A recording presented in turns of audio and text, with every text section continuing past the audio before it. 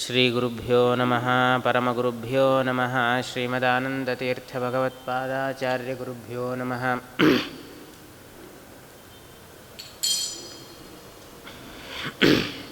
ಬ್ರಹ್ಮರುದ್ರಾದಿವಂದ್ಯಂ ತ್ವಾಂ ಭಜೆ ವೆಂಕಟನಾಯಕಂ ನಿವಾರಯಸ್ವಾನಿಷ್ಟಾನಿ ಸಾಧಯೇಷ್ಟಾನಿ ಮಾಧವ. ಯೋಂತಃಪ್ರವಿಶ್ಯ ಮಮ ವಾಚಮಿಮಾಂ ಪ್ರಸುಪ್ತಾಂ ಸಂಜೀವಯತ್ಯಖಿಲಶಕ್ತಿಧರಸ್ವಧಾಮ್ನಾ ಅನ್ಯಾಂ ಚ ಹಸ್ತಚರಣಶ್ರವಣತ್ವಗಾದೀನ್ ಪ್ರಾಣಾನ್ ನಮೋ ಭಗವತೆ ಪುರುಷಾಯ ತುಭ್ಯಂ. ಅಭ್ರಮಂ ಭಂಗರಹಿತಂ ಅಜಡಂ ವಿಮಲಂ ಸದಾ ಆನಂದತೀರ್ಥಮತುಲಂ ಭಜೆ ತಾಪತ್ರಯಾಪಹಂ. ಚಿತ್ರೈಃ ಪದೈಶ್ಚ ಗಂಭೀರೈರ್ವಾಕ್ಯೈರ್ಮಾನೈರಖಂಡಿತೈಃ ಗುರುಭಾವಂ ವ್ಯಂಜಯಂತಿ ಭಾತಿಶ್ರೀ ಜಯತೀರ್ಥವಾಕ್. ಅರ್ಥಿಕಲ್ಪಿತಕಲ್ಪೋಯಂ ಪ್ರತ್ಯರ್ಥಿಗಜಕೇಸರಿ ವ್ಯಾಸತೀರ್ಥಯತಿರ್ಭೂಯಾದಸ್ಮದಿಷ್ಟಾರ್ಥಸಿದ್ಧಯೇ. ತಪೋ ವಿದ್ಯಾ ವಿರಕ್ತ್ಯಾದಿ ಸದ್ಗುಣೋ ಘಾಕರಾನಹಂ ವಾದಿರಾಜಗುರೂನ್ ವಂದೇ ಹಯಗ್ರೀವದಯಾಶ್ರಯಾನ್. ಪೂಜ್ಯಾಯ ರಾಘವೇಂದ್ರಾಯ ಸತ್ಯಧರ್ಮರತಾಯ ಚ ಭಜತಾಂ ಕಲ್ಪವೃಕ್ಷಾಯ ನಮತಾಂ ಕಾಮಧೇನವೇ. ಧರಣೀಮಂಡಲೇ ಖ್ಯಾತಂ ಧೈರ್ಯಾದಿಗುಣಬೃಂಹಿತಂ ಧಿಕ್ಕೃತಾಶೇಷವಾದೀಪಂ ಧೀರಸಿಂಹಗುರುಂ ಭಜೆ. ಆಪಾದಮೌಲಿಪರ್ಯಂತಂ ಗುರುಣಾಂ ಆಕೃತಿಂ ಸ್ಮರೇತ್ ತೇನ ವಿಘ್ನಾಃ ಪ್ರಣಶ್ಯಂತಿ ಸಿದ್ಧ್ಯಂತಿ ಚ ಮನೋರಥಾಃ. ಶ್ರೀ ಗುರುಭ್ಯೋ ನಮಃ. ಹರಿ ಓಂ. ಹರಿ ಓಂ.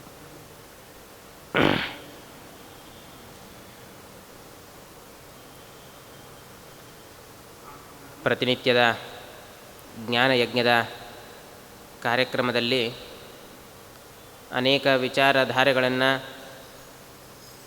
ನೀವೆಲ್ಲ ಪಂಡಿತರಿಂದ ಆಸ್ವಾದನೆಯನ್ನು ಮಾಡಿರ್ತೀರಿ. ಈ ಜ್ಞಾನಯಜ್ಞದ ಒಂದು ದೊಡ್ಡ ಸತ್ರದಲ್ಲಿ ವ್ಯಾಸರಾಜ ಸೇವಾ ಸಮಿತಿಯ ಮತ್ತು ಮಠದ ಎಲ್ಲ ಸಿಬ್ಬಂದಿ ವರ್ಗ ಬಹಳ ಉತ್ಸಾಹದಿಂದ ಅನೇಕ ಗ್ರಂಥಗಳ ಹಾಗೆ ಅನೇಕ ಮಹನೀಯರ ಚರಿತ್ರೆಗಳ ಮತ್ತು ಗ್ರಂಥಗಳ ಅವಲೋಕನೆಯನ್ನು ಎಲ್ಲರಿಗೂ ಕೂಡ ಮಾಡಿಸುವ ಮೂಲಕ ಬಹಳ ದೊಡ್ಡ ಸೇವೆಯನ್ನು ಮಾಡತಕ್ಕಂತಹ ಕಾರ್ಯದಲ್ಲಿ ನನಗೂ ಕೂಡ ಅವಕಾಶವನ್ನು ಮಾಡಿಕೊಟ್ಟು ಈ 3 ದಿನಗಳ ಕಾಲ ವಾಯುದೇವರ 3 ಅವತಾರಗಳ ಬಗ್ಗೆ ಹೇಳಬೇಕು ಅಂತ ಹೇಳಿದ್ದಾರೆ. ಸಾಮಾನ್ಯವಾಗಿ ವಾಯುದೇವರ ಅವತಾರದ ಪರಿಚಯ ಸಾಮಾನ್ಯ ಎಲ್ಲರಿಗೂ ಕೂಡ ಇರತಕ್ಕಂಥದ್ದು. ಮೇಲ್ನೋಟಕ್ಕೆ ನಮಗೆ ವಾಯುದೇವರ ಅವತಾರದ ಕಥೆಯನ್ನು ನಾವು ಬಾಲ್ಯದಿಂದಲೂ ಕೂಡ ಕೇಳಿಕೊಳ್ತಾ ಬರ್ತಾ ಇದ್ದೇವೆ. ವಾಯುದೇವರು 3 ಅವತಾರಗಳನ್ನು ಮಾಡಿದ್ದಾರೆ. ಹನುಮಂತ ದೇವರು ಮತ್ತು ಭೀಮಸೇನ ದೇವರಾಗಿ ಮತ್ತು ನಮ್ಮ ಕುಲಗುರುಗಳಾಗಿರ್ತಕ್ಕಂಥ ಮಧ್ವಾಚಾರ್ಯರ ಬಗ್ಗೆ ಅಂತ ಬರೀ ಇಷ್ಟೇ ತಿಳಿದ್ರೆ ಸಾಲದು. ವಾಯುದೇವರ ಮಹತ್ವ ಅದು ನಾವು ತಿಳಿದುಕೊಂಡು ಅವರನ್ನು ಸ್ತೋತ್ರ ಮಾಡುವುದಕ್ಕಿಂತಲೂ ಕೂಡ ಬರೀ ನಾವು ಮಾತ್ರ ಮಾಡೋದಲ್ಲ, ವೇದಗಳು ಉಪನಿಷತ್ತುಗಳು ಎಲ್ಲವೂ ಕೂಡ ವಾಯುದೇವರ ಮಹಾತ್ಮೆಯನ್ನು ಕೊಂಡಾಡ್ತಾ ಇದೆ ಅಂತ. ರಾಘವೇಂದ್ರ ಗುರು ಸಾರ್ವಭೌಮರು ತಮ್ಮ ಪ್ರಾತಃಸಂಕಲ್ಪ ಗದ್ಯದ ಆರಂಭದಲ್ಲಿ ಒಂದು ಮಾತನ್ನು ಹೇಳ್ತಾರೆ. ರಮಾ ವ್ಯತಿರಿಕ್ತ ಪೂರ್ವಪ್ರಸಿದ್ಧ ವ್ಯತಿರಿಕ್ತ ಅನಂತ ವೇದ ಪ್ರತಿಪಾದ್ಯ ಅಂತ ವಾಯುದೇವರಿಗೆ ವಿಶೇಷಣವನ್ನು ಕೊಡ್ತಕ್ಕಂಥದ್ದು. ನಾವು ಅಂದ್ಕೊಳ್ತೇವೆ ಏನೋ ಒಂದು ಸ್ವಲ್ಪ ಕಾವ್ಯ ಗೀವ್ಯ ಗೊತ್ತಿದ್ದರೆ ವಾಯುದೇವರನ್ನು ನಾವು ಸ್ತೋತ್ರ ಮಾಡಬಲ್ಲೆವು, ಬೇಕಾದಷ್ಟು ನಾವು ವಾಯುದೇವರ ಸ್ತೋತ್ರವನ್ನು ಅರ್ಥಕೊಳ್ಬೋದು ಅಂತ ಅಂದ್ಕೊಳ್ತೇವೆ. ಆದರೆ ನಾವಲ್ಲ. ಅನಂತ ರಮಾ ಪ್ರಸಿದ್ಧ ಪೂರ್ವಪ್ರಸಿದ್ಧ ವ್ಯತಿರಿಕ್ತ ಭಗವಂತನನ್ನು ಹೇಳ್ತಕ್ಕಂತಹ ಕೆಲವು ಪರ್ಟಿಕ್ಯುಲರ್ ಆಗಿರತಕ್ಕಂತಹ ಕೆಲವು ಮಂತ್ರಗಳಿರ್ತದೆ. ಅಂದರೆ ಉದಾಹರಣೆಗೆ ಪುರುಷ ಸೂಕ್ತ, ನಾರಾಯಣ ಸೂಕ್ತ, ವಿಷ್ಣು ಸೂಕ್ತ, ಇವೆಲ್ಲವೂ ಕೂಡ ಭಗವಂತನನ್ನು ಬಿಟ್ಟು ಬೇರೆ ಯಾರನ್ನೂ ಕೂಡ ಯಾವ ಅರ್ಥದಲ್ಲೂ ಕೂಡ ಹೇಳೋದಿಲ್ಲ. ಇನ್ನು ಕೆಲವು ಮಂತ್ರಗಳಿರ್ತದೆ, ಶ್ರೀ ಸೂಕ್ತ ಮೊದಲಾಗಿರತಕ್ಕಂತಹ ಮಂತ್ರಗಳು ಇದು ಲಕ್ಷ್ಮೀದೇವಿಯನ್ನು ಪ್ರತಿಪಾದನೆ ಮಾಡುವ ಮೂಲಕ ಭಗವಂತನ ಮಹಾತ್ಮೆಯನ್ನು ತಿಳಿಸಿಕೊಡ್ತಾ ಇರ್ತದೆ. ಇಂತಹ ಕೆಲವು ಮಂತ್ರಗಳನ್ನು ಬಿಟ್ಟರೆ ಉಳಿದ ಎಲ್ಲ ಮಂತ್ರಗಳಿಂದ ಒಂದೊಂದು ಅರ್ಥದಲ್ಲೂ ಕೂಡ ವಾಯುದೇವರು ಪ್ರತಿಪಾದಿತರಾಗಿದ್ದಾರೆ ಅಂತ ರಾಘವೇಂದ್ರ ಗುರು ಸಾರ್ವಭೌಮರು ತೋರಿಸಿಕೊಡ್ತಾರೆ. ವಾಯುದೇವರು ಪ್ರತಿಪಾದಿತ ಬರೀ ಬಳಿತಾದಿ ಸೂಕ್ತಗಳಿಂದ ಅಲ್ಲ, ಅನಂತ ವೇದ ಪ್ರತಿಪಾದ್ಯ ಅಂತ ಹೇಳ್ತಾರೆ. ನಾವು ವಾಯುದೇವರ ಸೂಕ್ತವನ್ನು ಹೇಳ್ರಿ ಅಂತಂದರೆ ಬರೀ ವೇದ ಮಂತ್ರವನ್ನು ಬಳಿತಾ ಸೂಕ್ತವನ್ನು ಹೇಳಿ ಅಭಿಷೇಕ ಮಾಡ್ತೀವಿ, ಬರೀ ಅಷ್ಟೇ ಅಲ್ಲ ಅಂತ ಹೇಳ್ತಾರೆ. ಅನೇಕ ಉಪನಿಷತ್ತುಗಳು, ಅನೇಕ ವೇದ ಮಂತ್ರಗಳು ವಾಯುದೇವರ ಮಹಾತ್ಮೆಯನ್ನು ಕೊಂಡಾಡ್ತಾ ಇದೆ. ಹಾಗಾದರೆ ಎಷ್ಟು ಮಹತ್ವ! ಅದರಿಂದ ವೇದಗಳು ಕೊಂಡಾಡಬೇಕಾದ್ರೆ ಇದು ಇಂದಿಂದೋ ನಾಳಿಂದೋ ಅಲ್ಲ.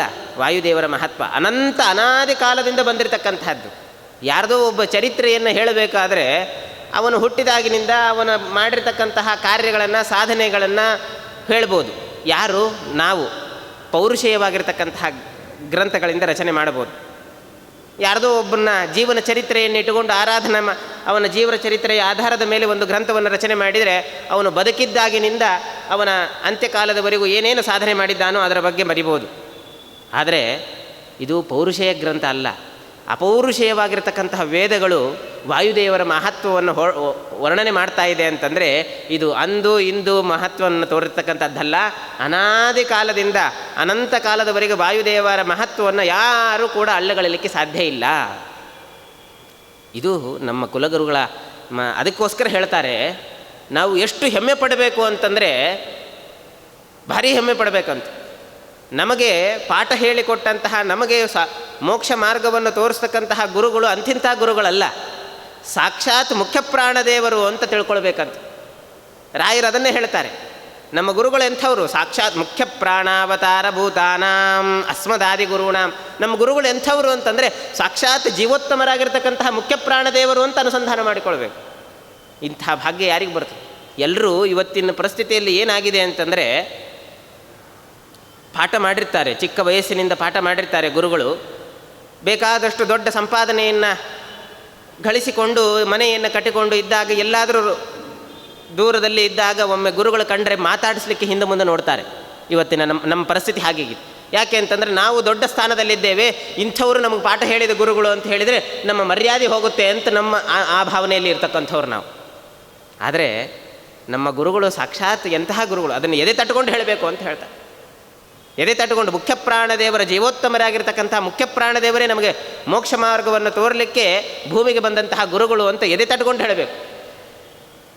ಆದ್ದರಿಂದ ಅಂತಹ ವಾಯುದೇವರ ಚರಿತ್ರೆಯನ್ನು ಎಷ್ಟು ಕೇಳಿದರೂ ಅಷ್ಟು ಅಂತಃಕರಣದ ಪರಿಶುದ್ಧಿ ಆಗುತ್ತೆ. ಆದ್ದರಿಂದ ಯಾಕೆ ವಾಯುದೇವರ ಚರಿತ್ರೆಯನ್ನು ಕೇಳತಕ್ಕಂಥದ್ದು? ಮುಕುಂದ ಭಕ್ತಿ ಗುರುಭಕ್ತಿ ಜಾಯಿ. ಆ ಭಗವಂತನ ಭಕ್ತಿ ಮುಖ್ಯವಾಗಿರ್ತಕ್ಕಂತಹ, ಭಗವಂತನಲ್ಲಿ ಅನನ್ಯವಾಗಿರ್ತಕ್ಕಂಥ ಭಕ್ತಿ ಬೇಕು. ಆ ಭಕ್ತಿಯನ್ನು ಮಾಡಬೇಕಾದರೆ ನಮಗೆ ನೇರವಾಗಿ ಭಗವಂತನನ್ನು, ಆ ಯೋಗ್ಯತೆ ನಮ್ಮನ್ನು ಸಂಪಾದನೆ ಮಾಡಿಕೊಳ್ಳಿಕ್ಕೆ ಆಗೋದಿಲ್ಲ. ಭಗವಂತನಲ್ಲೇ ನೇರವಾಗಿ ಭಕ್ತಿಯನ್ನು ಮಾಡತಕ್ಕಂಥವರು ಆ ಪರಶುಕ್ಲತ್ರಯರು ಮಾತ್ರ. ಹಾಗಾದರೆ ಗುರುಗಳ ದ್ವಾರ ನಾವು ಭಗವಂತನನ್ನು ಸೇರಬೇಕು ಅಂತಂದರೆ ಆ ಮುಖ್ಯವಾಗಿರ್ತಕ್ಕಂತಹ ಗುರುಗಳು ನಮಗೆ ವಾಯುದೇವರು. ಆ ವಾಯುದೇವರ ಮಹತ್ವವನ್ನು ಎಲ್ಲೆಲ್ಲಿ ಉಪನಿಷತ್ತುಗಳಲ್ಲಿ, ವೇದಗಳಲ್ಲಿ ಎಲ್ಲೆಲ್ಲಿ ಅಡಕವಾಗಿರ್ತಕ್ಕಂತಹದ್ದು ಅದು ಅಭೂತಪೂರ್ವವಾಗಿರ್ತಕ್ಕಂಥದ್ದು. ಅಂತಹ ವಾಯುದೇವರ ಚರಿತ್ರೆ ಮತ್ತು ಹನುಮಂತ ದೇವರ, ಭೀಮಸೇನ ದೇವರ ಚರಿತ್ರೆಯನ್ನು, ಆಚಾರ್ಯರ ಚರಿತ್ರೆಯನ್ನು 3 ದಿನಗಳ ಕಾಲ ಎಷ್ಟಾಗುತ್ತೋ ಸಂಪೂರ್ಣವಾಗಿ ಹೇಳ್ತೀವಿ ಅಂತಂದರೂ ನಮಗದು ಸಾಕಾಗೋದೇ ಇಲ್ಲ. ಅವರ ಜೀವಮಾನದವರೆಗೂ ಅವರ ಚರಿತ್ರೆಯನ್ನು ಹೇಳ್ತೀವಿ ಅಂತಂದರೂ ಸಾಕಾಗೋದಿಲ್ಲ. ನಮಗೆ ಗೊತ್ತಿದ್ದಷ್ಟು, ನಮಗೆ ಅರ್ಥ ಆದಷ್ಟು ನಾವು ತಿಳ್ಕೊಂಡ್ರೆ ಅದೇ ಒಂದು ದೊಡ್ಡ ಫಲ. ಈ ಉದ್ದೇಶದಿಂದ ಅನುಸಂಧಾನಪೂರ್ವಕವಾಗಿ ಆ ವಾಯುದೇವರ ಚರಿತ್ರೆಯನ್ನು, ಮಹತ್ವವನ್ನು ತಿಳ್ಕೊಳ್ಬೇಕಾಗಿದೆ. ಅದಕ್ಕೆ ಈಗ ನಾವು ಸಂಗ್ರಹ ಮಾಡಲಿಕ್ಕೂ ನಮಗೆ ಟೈಮ್ ಇರೋದಿಲ್ಲ. ಅದಕ್ಕೆ ಜ್ಞಾನಿಗಳಾಗಿರ್ತಕ್ಕಂಥ ಶ್ರೀಪಾದರಾಜರು ನಮ್ಮ ವ್ಯಾಸರಾಜ ಗುರು ಸಾರ್ವಭೌಮರನ್ನು ಇಂತಹ ಮಟ್ಟಕ್ಕೆ ತಂದು ಇವತ್ತು ಮಧ್ವ ಸಿದ್ಧಾಂತದ ಒಂದು ದೊಡ್ಡ ಸಿಂಹಸ್ತಂಭದಂತೆ ಮಾಡಿರ್ತಕ್ಕಂತಹ ಶ್ರೀಪಾದರಾಜರು ವಾಯುದೇವರ 3 ಅವತಾರಗಳನ್ನು ಬಹಳ ಕನ್ನಡದ ಕನ್ನಡಿಯಲ್ಲಿ ಸಂಕ್ಷಿಪ್ತವಾಗಿ ತಿಳಿಸಿಕೊಟ್ಟಿದ್ದಾರೆ. ವಾಯುದೇವರ ಮೂಲ ರೂಪದ ಅವತಾರವನ್ನು ಅವರು ಎಲ್ಲೆಲ್ಲಿ ಉಪನಿಷತ್ತುಗಳಲ್ಲಿ ಬಂದಿರತಕ್ಕಂಥದ್ದು ಅದನ್ನೆಲ್ಲವನ್ನೂ ಸಂಗ್ರಹ ಮಾಡಿದ್ದಾರೆ. ಮತ್ತು ಅವತಾರಗಳಲ್ಲಿ ಬರತಕ್ಕ ಏನೇನು ರಾಮಾಯಣ, ಮಹಾಭಾರತ, ಸಂಗ್ರಹ ರಾಮಾಯಣ ಮೊದಲಾದ ಕಡೆ ಬಂದಿರತಕ್ಕಂತಹ ಎಲ್ಲ ಚರಿತ್ರೆಗಳನ್ನು ನಮಗೆಲ್ಲ ಕನ್ನಡದ ಕನ್ನಡಿಯಲ್ಲಿ ಅನುಸಂಧಾನ ಮಾಡಿಕೊಂಡು ನಾವು ತಿಳ್ಕೊಳ್ಳುವಂತೆ ಮಾಡಿರ್ತಕ್ಕಂತಹ ಒಂದು ದೊಡ್ಡ ಉತ್ತಮವಾದಂತಹ ಕೃತಿ ಅದು ಮಧ್ವನಾಮ. ಈ ಮಧ್ವನಾಮವನ್ನು ಈ 3 ದಿನಗಳ ಕಾಲ ಹೇಳಲಿಕ್ಕೆ ಇನ್ನೊಂದು ಕಾರಣ ನನಗೆ. ಪೇಜಾವರ ಶ್ರೀಪಾದಂಗಳವರು ಈ ಬಾರಿ ಮುಂದಿನ ಜನವರಿ ಫೆಬ್ರವರಿಯಲ್ಲಿ ಒಂದು ದೊಡ್ಡ ಮಹೋತ್ಸವವನ್ನು ಇಟ್ಟುಕೊಂಡಿದ್ದಾರೆ. ಆಚಾರ್ಯ ಮಧ್ವರು ಬದರಿಕಾಶ್ರಮವನ್ನು ಪ್ರವೇಶ ಮಾಡಿ 700 ವರ್ಷಗಳ ಸಪ್ತಶತಮಾನೋತ್ಸವದ ಒಂದು ದೊಡ್ಡ ಸಂದರ್ಭವನ್ನು, ಜ್ಞಾನದ ಯಜ್ಞದ ಕಾರ್ಯಕ್ರಮವನ್ನು ಮಾಡಬೇಕು ಅಂತ ಇಟ್ಟುಕೊಂಡಿದ್ದಾರೆ.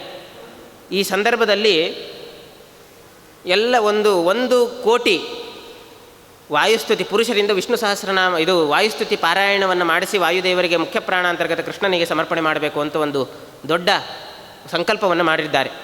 ಸ್ತ್ರೀಯರು ಮಧ್ವನಾಮವನ್ನು ಹೇಳಿ ಪ್ರತಿದಿನ ಎಷ್ಟು ಬಾರಿ ಆಗುತ್ತೋ ಅಷ್ಟು ಮಧ್ವನಾಮವನ್ನು ತಾವು ಅಂದುಕೊಂಡು ಅದರ ಸಂಕಲ್ಪವನ್ನು ಆ 7 ದಿನಗಳ ಕಾಲ 9 ದಿನಗಳ ಕಾಲ ಮಧ್ವನವಮಿ ಸಂದರ್ಭದಲ್ಲೇ ಅದನ್ನು ಸಮರ್ಪಣೆ ಮಾಡುವಂಥ ಒಂದು ದೊಡ್ಡ ಕಾರ್ಯಕ್ರಮವನ್ನು ಇಟ್ಟುಕೊಂಡಿದ್ದಾರೆ. ಆದ್ದರಿಂದ ಆ ಮಧ್ವನಾಮವನ್ನು ಪಾರಾಯಣ ಮಾಡುವಂತಹದ್ದು ಅಂತಂದರೆ ನಾವು ಬೇಕಾದಷ್ಟು ಇವತ್ತು ಪುಸ್ತಕ ಬೇಕಾದಷ್ಟು ಸಿಗ್ತದೆ, ನೋಡಿಕೊಂಡು ನಿಮಿಷದಲ್ಲಿ ಒಂದು 10 ನಿಮಿಷದಲ್ಲೇ ಹೇಳಿಬಿಡ್ತೇವೆ. ಅಷ್ಟು ಉಪಯೋಗ ಇಲ್ಲ. ಯಾವತ್ತಿಗೂ ಅರ್ಥಾನುಸಂಧಾನ ದ್ವಾರ ಪಾರಾಯಣ ಮಾಡಿದರೇ ಮಾತ್ರ ಅದಕ್ಕೊಂದು ಬೆಲೆ, ಅದಕ್ಕೊಂದು ಸಾರ್ಥಕತೆ ಇರತಕ್ಕಂಥದ್ದು. ಈ ಉದ್ದೇಶದಿಂದ ಎರಡೂ ಆಯಿತು ಅಂತ ಹೇಳಿ ಆಚಾರ್ಯರ ಚರಿತ್ರೆಯನ್ನು ಹೇಳಬೇಕು ಅಂತ ಹೇಳಿದರು. ಮತ್ತು ಇದೂ ಉದ್ದೇಶ ಆಯಿತು, ಎಲ್ಲರಿಗೂ ಕೂಡ ಪಾರಾಯಣ ಮಾಡಲಿಕ್ಕೆ ಅರ್ಥಾನುಸಂಧಾನ ದ್ವಾರ ಅದನ್ನು ತಿಳ್ಕೊಂಡು ಪಾರಾಯಣ ಮಾಡುವಂಥ ಒಂದು ದೊಡ್ಡ ಅವಕಾಶವೂ ಸಿಕ್ಕಾಗ ಆಗುತ್ತೆ ಅನ್ನೋ ಉದ್ದೇಶದಿಂದ ಈ ಮಧ್ವನಾಮದ 3 ದಿನಗಳ ಕಾಲ ವಾಯುದೇವರ ಮತ್ತು ಹನುಮಂತ ದೇವರ, ಭೀಮಸೇನ ದೇವರ, ಮಧ್ವಾಚಾರ್ಯರ ಚರಿತ್ರೆಯನ್ನು ಶ್ರೀಪಾದರಾಜರ ದೃಷ್ಟಿಯಲ್ಲಿ ನಾವು ಕಂಡಾಗ ಅವರ ಮಹತ್ವವನ್ನು ನಮ್ಮ ತಿಳ್ಕೊಳ್ಳಿಕ್ಕಾಗತ್ತೆ ಅನ್ನೋ ಉದ್ದೇಶದಿಂದ ಈ 3 ದಿನಗಳ ಕಾಲ ಮಧ್ವನಾಮದ ಅವಲೋಕನೆಯನ್ನು ಮಾಡ್ತಕ್ಕಂಥವರಾಗೋಣ. ಶ್ರೀಪಾದರಾಜರು ಅವರ ಒಂದು ಕೃತಿ ರಚನಾ ಚಾತುರ್ಯವನ್ನು ನಾವು ನೋಡಿಬಿಟ್ರೆ, ವಾಗ್ವಜ್ರಾದಿ ಗ್ರಂಥಗಳ ಮೂಲಕ ನಾವು ನೋಡಿದರೆ ನಿಜವಾಗಿಯೂ ಕೂಡ ಇಂತಹ ಒಂದು ಪಾಮರರಿಗೂ ಕೂಡ ಅರ್ಥ ಮಾಡಿಸುವಂತಹ ಒಂದು ಅವರ ಹೃದಯ ವೈಶಾಲ್ಯತೆ ನಾವು ಕಂಡಾಗ ಬಹಳ ಆಶ್ಚರ್ಯ ಆಗುತ್ತೆ. ಇವತ್ತು ನಾವು ಅನೇಕ ಜ್ಞಾನಿಗಳನ್ನು ನೋಡ್ತೇವೆ, ಅನೇಕ ಮಂದಿಯನ್ನು ನೋಡ್ತೇವೆ. ಸಂಸ್ಕೃತದ ವಿಚಾರಧಾರೆಯನ್ನು ಅನೇಕ ಮಂದಿ ನಮಗೆ ಮುಟ್ಟಿಸ್ಲಿಕ್ಕೆ ಆಗೋದಿಲ್ಲ. ಹಿಂದಿನ ಕಾಲದಲ್ಲಿ ಶ್ರೀಪಾದರಾಜರ ಕಾಲದಲ್ಲಿ ಯಾವ ಮಟ್ಟದಲ್ಲಿತ್ತು ಅಂತಂದರೆ, ಸುಧಾದಿ ಗ್ರಂಥಗಳು, ನ್ಯಾಯಾಮೃತಾದಿ ಗ್ರಂಥಗಳು, ಉಪನಿಷತ್ತುಗಳು ಇವೆಲ್ಲ ಪಾಮರರಿಗೆ, ಸ್ತ್ರೀಯರಿಗೆ ಇದೊಂದು ದೊಡ್ಡ ಗಗನ ಕುಸುಮದಂತೆ ಆಗಿತ್ತು. ಯಾರಿಗೂ ಕೂಡ ಅದನ್ನು ಮುಟ್ಟುವಂತೆ ಇಲ್ಲ. ಯಾರಾದರೂ ಇತರ ಭಾಷೆಗಳನ್ನು ಮಾತನಾಡಿದರೆ, ಕನ್ನಡಾದಿ ಭಾಷೆಗಳನ್ನು ಮಾತನಾಡಿದರೆ ಅವರನ್ನು ಮೈಲಿಗೆ ಅನ್ನೋ ವಿಚಾರದಲ್ಲಿ, ಆ ರೀತಿಯ ಸಂದರ್ಭದಲ್ಲಿ ಶ್ರೀಪಾದರಾಜರು ಎಲ್ಲರಿಗೂ ಕೂಡ ಮಧ್ವ ಸಿದ್ಧಾಂತದ ಪ್ರಮೇಯದ ಪರಿಚಯ ಆಗಬೇಕು ಅನ್ನೋ ಉದ್ದೇಶದಿಂದ ಪಂಡಿತಾದಿಗಳಿಗೆ ವಾಗ್ವಜ್ರಾದಿಗಳಂತಹ ಒಂದು ಉತ್ತಮವಾದಂತಹ ಗ್ರಂಥಗಳನ್ನು ಕೊಡುಗೆಯಾಗಿ ಕೊಟ್ಟಂತಹ ಮಹಾನುಭಾವರು ಪಾಮರರಿಗೂ ಕೂಡ ಮಧ್ವ ಸಿದ್ಧಾಂತದ ಪ್ರಮೇಯದ ರಹಸ್ಯ, ಹರಿಸರ್ವೋತ್ತಮತ್ವ, ವಾಯುಜೀವೋತ್ತಮತ್ವಾದಿಗಳ ಪ್ರಮೇಯಗಳ ತಿಳುವಳಿಕೆ ಆಗಬೇಕು ಅನ್ನೋ ಉದ್ದೇಶದಿಂದ ಕನ್ನಡಿಯಲ್ಲಿ ಅನೇಕ ದೇವರ ನಾಮಗಳನ್ನು, ಹರಿದಾಸದ ಸಾಹಿತ್ಯ ಪಂಥದ ಮೂಲ ಪ್ರವರ್ತಕರಾಗಿ ತಾವು ಪ್ರಮೇಯಗಳನ್ನು ತಿಳಿಸ್ತಾ ನಮಗೆಲ್ಲ ಬಹಳದ ಉಪಕಾರವನ್ನು ಮಾಡಿರ್ತಕ್ಕಂತಹ ಮಹಾನುಭಾವರು ಶ್ರೀಪಾದರಾಜಗುರು ಸಾರ್ವಭೌಮರು. ಆಗಿನ ಕಾಲದಲ್ಲಿ ದೇವರ ಪೂಜೆ, ಸಂಸ್ಥಾನದ ಪೂಜೆಯಲ್ಲಿ ದೇವರ ನಾಮವನ್ನು ಹಾಡುವಂತಹ ಒಂದು ದೊಡ್ಡ ಪರಂಪರೆಗೆ ನಾಂದಿ ಹಾಡಿರ್ತಕ್ಕಂತಹ ಮಹಾನುಭಾವರೇ ಶ್ರೀಪಾದರಾಜಗುರು ಸಾರ್ವಭೌಮರು. ಮೊದಲೇ ಇದ್ದಿಲ್ಲ, ಬರೇ ವೇದ ಮಂತ್ರಗಳು, ಪುರಾಣಗಳು ಇವೇ ಆಗ್ತಾ ಇತ್ತೆ ಹೊರತಾಗಿ ಸಂಸ್ಥಾನ ಪೂಜೆಯಲ್ಲೂ ಕೂಡ ದೇವರ ನಾಮವನ್ನು ಹೇಳಬೇಕು ಅಂತ ಅನ್ನೋ ಪದ್ಧತಿಯನ್ನು ತಂದಿರತಕ್ಕಂಥವರು ಶ್ರೀಪಾದರಾಜಗುರು ಸಾರ್ವಭೌಮರು. ಅಷ್ಟು ಜ್ಞಾನಿಗಳು ಅವರು. ಈ ಮಧ್ವನಾಮದ ಒಂದು ಚಿಕ್ಕ ಪುಟ್ಟ, ನೋಡಲಿಕ್ಕೆ ಬಹಳ ಪುಟ್ಟ ಗ್ರಂಥ ಅನಿಸುತ್ತೆ. ಅವರು ಸಂಗ್ರಹ ಮಾಡಿದಂತಹ ಆ ವಾಯುದೇವರ ಚರಿತ್ರೆ ಮಹತ್ವ ಅದು ಅಗಾಧಪೂರ್ಣ. ಎಷ್ಟೋ ಉಪನಿಷತ್ತುಗಳ, ಪುರಾಣಗಳ ಅಧ್ಯಯನ ಇಲ್ಲದೇನೆ ಆ ಕನ್ನಡಿಯಲ್ಲಿರ್ತಿರೋದು ಕೂಡ ನಮಗೆ ಅರ್ಥ ಮಾಡ್ಕೊಳ್ಳಿಕ್ಕೆ ಆಗೋದಿಲ್ಲ. ಹಳೆಗನ್ನಡದಲ್ಲಿ ರಚನೆ ಮಾಡಿದ್ದಾರೆ ಅವರು. ಅದನ್ನು ಕನ್ನಡದಲ್ಲಿ ಇದ್ದರೂ ಕೂಡ ನಮಗೆ ಅರ್ಥ ಮಾಡಿಕೊಳ್ತಕ್ಕಂಥದ್ದು ಬಹಳ ದುರ್ಲಭ ಇರುತ್ತದೆ. ಆ ರೀತಿ ಆ ಮಧ್ವನಾಮವನ್ನು ರಚನೆ ಮಾಡಿರ್ತಕ್ಕಂಥವರಾಗಿದ್ದಾರೆ. ಮೊದಲಿಗೆ ಪ್ರಾರಂಭದಲ್ಲಿ ವಾಯುದೇವರ ಮೂಲ ರೂಪದ ಕಥೆಯನ್ನು ಎಲ್ಲೆಲ್ಲಿ ಉಪನಿಷತ್ತುಗಳಲ್ಲಿ ಬಂದಿದೆ ಅದನ್ನೆಲ್ಲವನ್ನು ಸಂಗ್ರಹ ಮಾಡಿ ತೋರಿಸಿದ್ದಾರೆ. ಮೂಲ ರೂಪದ ಚರಿತ್ರೆ ಜಾಸ್ತಿ ಎಲ್ಲೂ ಬರೋದಿಲ್ಲ, ಕೆಲವೊಂದು ಉಪನಿಷತ್ತುಗಳಲ್ಲಿ ಬಂದಿದೆ. ಆ ಉಪನಿಷತ್ತುಗಳಲ್ಲಿ ಇರ್ತಕ್ಕಂಥದ್ದನ್ನು ಇವರು ನಮಗೆ ತಿಳಿಸಿಕೊಟ್ಟಿದ್ದಾರೆ. ಸುಮಾರು 4 ಶ್ಲೋಕಗಳಿಂದ ಮಾತ್ರ ವಾಯುದೇವರ ಚರಿತ್ರೆಯನ್ನು ಹೇಳ್ತಾರೆ. ನಂತರದಲ್ಲಿ ಸುಮಾರು 7 ಶ್ಲೋಕಗಳಿಂದ, ಅಂದರೆ 7 ಪದ್ಯಗಳಿಂದ ಹನುಮಂತ ದೇವರ ಚರಿತ್ರೆಯನ್ನು ಹೇಳ್ತಾರೆ. ಆನಂತರದಲ್ಲಿ ಸುಮಾರು 10 ಶ್ಲೋಕಗಳಿಂದ ಭೀಮಸೇನ ದೇವರ 10 ಪದ್ಯಗಳಿಂದ ಭೀಮಸೇನ ದೇವರ ಚರಿತ್ರೆಯನ್ನು ವರ್ಣನೆ ಮಾಡ್ತಾರೆ. ನಂತರದಲ್ಲಿ 5 ಪದ್ಯಗಳಿಂದ ಆಚಾರ್ಯ ಮಧ್ವರ ಚರಿತ್ರೆಯನ್ನು ವರ್ಣನೆ ಮಾಡ್ತಾರೆ. ಈ ಸಂಖ್ಯೆಯಲ್ಲೇ ಒಂದು ದೊಡ್ಡ ತತ್ವವನ್ನು ಅಳಿಸಿಟ್ಟಿದ್ದಾರೆ ಶ್ರೀಪಾದರಾಜರು. ಏನು ಅಂತಂದರೆ, ಪ್ರಾರಂಭದಲ್ಲಿ 4 ಪದ್ಯಗಳಿಂದ ವಾಯುದೇವರ ಚರಿತ್ರೆಯನ್ನು ಹೇಳಿದರು. ಏನು ವಾಯುದೇವರ ಚರಿತ್ರೆ? 4 ಶ್ಲೋಕಗಳಿಂದ ಹೇಳುವಂಥದ್ದೇನು? ತತ್ವಗಳಲ್ಲಿ 4ನೇ ತತ್ವನೇ ವಾಯುತತ್ವ. ಪೃಥಿವಿ, ಅಪು, ತೇಜೋ, ವಾಯು ಅಂತ 4ನೇ. ಆ ಪಂಚಭೂತಗಳಲ್ಲಿ 5 ಆಕಾಶವನ್ನು ಸೇರಿಸಿದರೆ 5 ಆಗ್ತದೆ. ಅದರಲ್ಲಿ 4ನೇ ತತ್ವ ವಾಯುತತ್ವ. ಅಂತಹ ವಾಯುತತ್ವ ಆದ್ದರಿಂದ ವಾಯುದೇವರ ಚರಿತ್ರೆಯನ್ನು ಉಲ್ಲೇಖ ಮಾಡತಕ್ಕಂತಹ ಸಂಪೂರ್ಣವಾದಂತಹ ಎಲ್ಲ ಕಡೆ ವೇದಗಳಲ್ಲಿ ಉಪನಿಷತ್ತುಗಳಲ್ಲಿ ಬಂದಿರತಕ್ಕಂಥದ್ದನ್ನೆಲ್ಲ 4 ಶ್ಲೋಕದಲ್ಲಿ ವಾಯುತತ್ವವನ್ನು ಪ್ರತಿಪಾದನೆ ಮಾಡತಕ್ಕಂತಹ ಮುಖ್ಯ ವಾಯುತತ್ವ ಅಂದರೆ ಅದು ಪ್ರವಾಹ ವಾಯು ಮರುದ್ಗಣಾದಿಗಳಲ್ಲಿ ಬರತಕ್ಕಂಥದ್ದಲ್ಲ. ಪರಮಾತ್ಮ ನಮ್ಮ ಜೀವೋತ್ತಮರಾಗಿರ್ತಕ್ಕಂಥ ಮುಖ್ಯ ಪ್ರಾಣದೇವರ ಒಂದು ತತ್ವವನ್ನು ತಿಳಿಸುವ ಉದ್ದೇಶದಿಂದ 4 ಶ್ಲೋಕಗಳಿಂದ ವರ್ಣನೆ ಮಾಡಿದ್ದಾರೆ. ಇನ್ನು 7 ಶ್ಲೋಕಗಳಿಂದ ಹನುಮಂತ ದೇವರ ಚರಿತ್ರೆಯನ್ನು ವರ್ಣನೆ ಮಾಡಿದ್ದಾರೆ. ಏನು 7 ಶ್ಲೋಕ ಅಂತ? ಅದು ಆ ಇಡೀ ಹನುಮಂತನ ಜೀವನದಲ್ಲಿ ನಾವು ಆದ್ಯಂತಗಳಿಂದ ವಿಚಾರ ಮಾಡಿದರೆ ಏನು ಕಾಣ್ತದೆ ಅಂತಂದರೆ, ರಾಮನಲ್ಲಿ ಅನನ್ಯ ಭಕ್ತಿ, ಭಗವಂತನಲ್ಲಿ ರಾಮನಲ್ಲಿ ವಿಶೇಷವಾಗಿರತಕ್ಕಂತಹ ಹನುಮಂತ ದೇವರ ಜೀವನ ಇಡೀ ತುಂಬಿರತಕ್ಕಂತಹ ವ್ಯಕ್ತಿ ಅಂತಂದರೆ ಅದು ರಾಮಚಂದ್ರ ಮಾತ್ರ. ಆದ್ದರಿಂದ ಆ ರಾಮ ಅನ್ನೋ ಶಬ್ದದೇ 7ನ ಸಂಕೇತ. 7 ಎರಲವಗಳನ್ನು ವಿಚಾರ ಮಾಡಿದಾಗ ರಕಾರ 2ನೇ ಅಕ್ಷರ, ಪ ಭ ಬಮ್ಮದಿಂದ ವಿಚಾರ ಮಾಡಿದಾಗ ಮಕಾರ ಕೊನೆಯ 5ನೇ ಅಕ್ಷರ. ಹಾಗಾದರೆ 5 + 2 7. ಇಡೀ ಹನುಮಂತನ ಜೀವನ ಚರಿತ್ರೆಯಲ್ಲಿ ಈ 7 ಅನ್ನು ಒಳಗೊಂಡಂತಹ ರಾಮನ ಸಂಪೂರ್ಣ ಆವರಕವಾಗಿದೆ ಅನ್ನೋದನ್ನು ತಿಳಿಸ್ಲಿಕ್ಕೋಸ್ಕರ 7 ಪದ್ಯದಲ್ಲಿ ಹನುಮಂತ ದೇವರ ಚರಿತ್ರೆಯನ್ನು ವರ್ಣನೆ ಮಾಡಿದ್ದಾರೆ.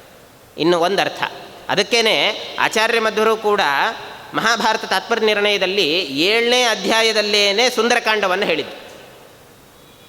ಎಷ್ಟು ಗಮನಿಸಬೇಕು ನೋಡ್ರಿ. 7ನೇ ಅಧ್ಯಾಯದಲ್ಲೇ ಹೇಳ್ತಾರೆ ಸುಂದರಕಾಂಡ. ಸುಂದರಕಾಂಡ ಅಂದರೆ ಹನುಮಂತನ ಕಾಂಡ ಅಂತಲೇ ಅರ್ಥ. ಸುಂದರ ಅನ್ನೋ ಶಬ್ದಕ್ಕೆ ಹನುಮಂತ ಅಂತ ಅರ್ಥ. ಸುಂದರೋ ಕಪಿ ಮುಖ್ಯ ಸ್ಯಾತ್. ಸುಂದರ ಅನ್ನೋ ಶಬ್ದಕ್ಕೆ ಹನುಮಂತ ದೇವರು ಅಂತ ಅರ್ಥ, ಮುಖ್ಯ ಪ್ರಾಣದೇವರು ಅಂತ ಅರ್ಥ. ಆದ್ದರಿಂದ ಅಷ್ಟು 7 ಮಹತ್ವ, 7 ಪದ್ಯಗಳಿಂದ ಅದನ್ನು ಹನುಮಂತ ದೇವರ ಸಂಪೂರ್ಣವಾದಂತಹ ಅವನ ಜೀವನದಲ್ಲಿ ರಾಮನ ಎಷ್ಟು ಅನುಗ್ರಹದ ಒಂದು ಪರಾಕಾಷ್ಠತೆಯನ್ನು ನಾವು ಕಾಣಬಹುದು ಅನ್ನೋದನ್ನು ಶ್ರೀಪಾದರಾಜರು ಅಡಗಿಸಿಟ್ಟಿದ್ದಾರೆ. ಇನ್ನು ಆಮೇಲೆ ನಂತರದಲ್ಲಿ ಭೀಮಸೇನ ದೇವರ ಚರಿತ್ರೆಯನ್ನು ಸುಮಾರು 10 ಶ್ಲೋಕಗಳಿಂದ ನಿರೂಪಣೆ ಮಾಡಿದ್ದಾರೆ. ಇದು ಎಲ್ಲದಕ್ಕಿಂತ ಜಾಸ್ತಿ. ಯಾಕೆ ಅಂತ ವಿಚಾರ ಮಾಡಿದರೆ ಮಹಾಭಾರತ ತಾತ್ಪರ್ಯ ನಿರ್ಣಯದಲ್ಲಿ ಆಚಾರ್ಯರು ಒಂದು ಮಾತನ್ನು ಹೇಳ್ತಾರೆ, ಕೃಷ್ಣನ ಬಾಯಿಂದ ಬಂದಿರತಕ್ಕಂಥದ್ದು. ಕೃಷ್ಣ ದೊಡ್ಡ ಸಭೆಯ ಮಧ್ಯದಲ್ಲಿ ಉದ್ಘೋಷವನ್ನು ಮಾಡ್ತಾನೆ ಭೀಮಸೇನ ದೇವರ ಬಗ್ಗೆ. ಎಲ್ಲರಲ್ಲೂ ಇರತಕ್ಕಂತಹ ಗುಣಗಳನ್ನು ಏನು ಅಂತ ಗೊತ್ತಿಲ್ಲ, ಆದರೆ ಭೀಮಸೇನ ದೇವರಲ್ಲಿ ಎಷ್ಟಿದೆ ಗುಣಗಳು ಅಂತಂದರೆ, ಅವರು ಎಷ್ಟು ಗುಣಗಳ ಪ್ರತೀಕ ಅಂತಂದರೆ ಭಕ್ತಿರ್ಜ್ಞಾನಂ ಸವೈರಾಗ್ಯಂ ಅಂತ ಹೇಳಿ ಸುಮಾರು 10 ಗುಣಗಳ ಪ್ರತೀಕರಾಗಿರ್ತಕ್ಕಂಥವರು ಭೀಮಸೇನ ದೇವರು ಅಂತ ಕೃಷ್ಣ ಪರಮಾತ್ಮ ಸಭೆಯಲ್ಲಿ ಉದ್ಘೋಷಣೆ ಮಾಡ್ತಾನೆ.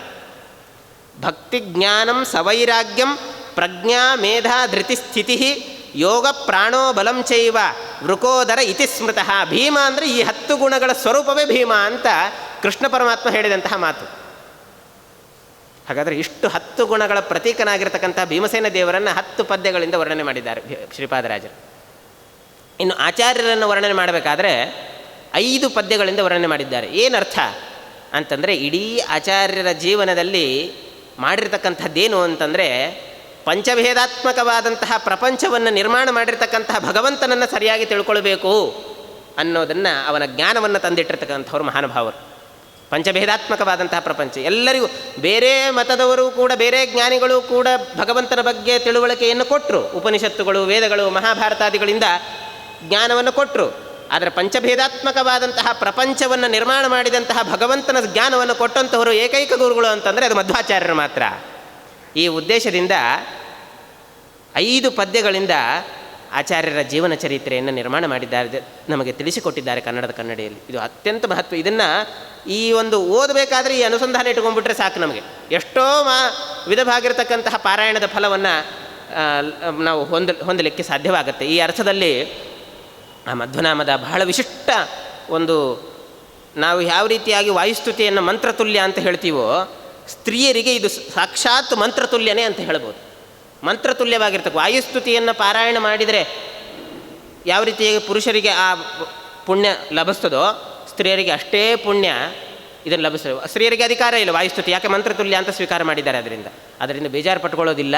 ಸಂಪೂರ್ಣವಾಗಿ ವಾಯುಸ್ತುತಿಯಲ್ಲೂ ಕೂಡ ಆಚಾರ್ಯರ 3 ಅವತಾರಗಳನ್ನು ತ್ರಿವಿಕ್ರಮ ಪಂಡಿತಾಚಾರ್ಯರು ಸಂಗ್ರಹ ಮಾಡಿದ್ದಾರಲ್ವ, ಅದನ್ನೇ ಶ್ರೀಪಾದರಾಜರು ಇಲ್ಲೆಲ್ಲ ವಾಯುದೇವರ 3 ಅವತಾರಗಳಲ್ಲಿ ಬರತಕ್ಕಂಥ ಎಲ್ಲವನ್ನೂ ಕೂಡ ಸಂಗ್ರಹ ಮಾಡಿಟ್ಟಿದ್ದಾರೆ.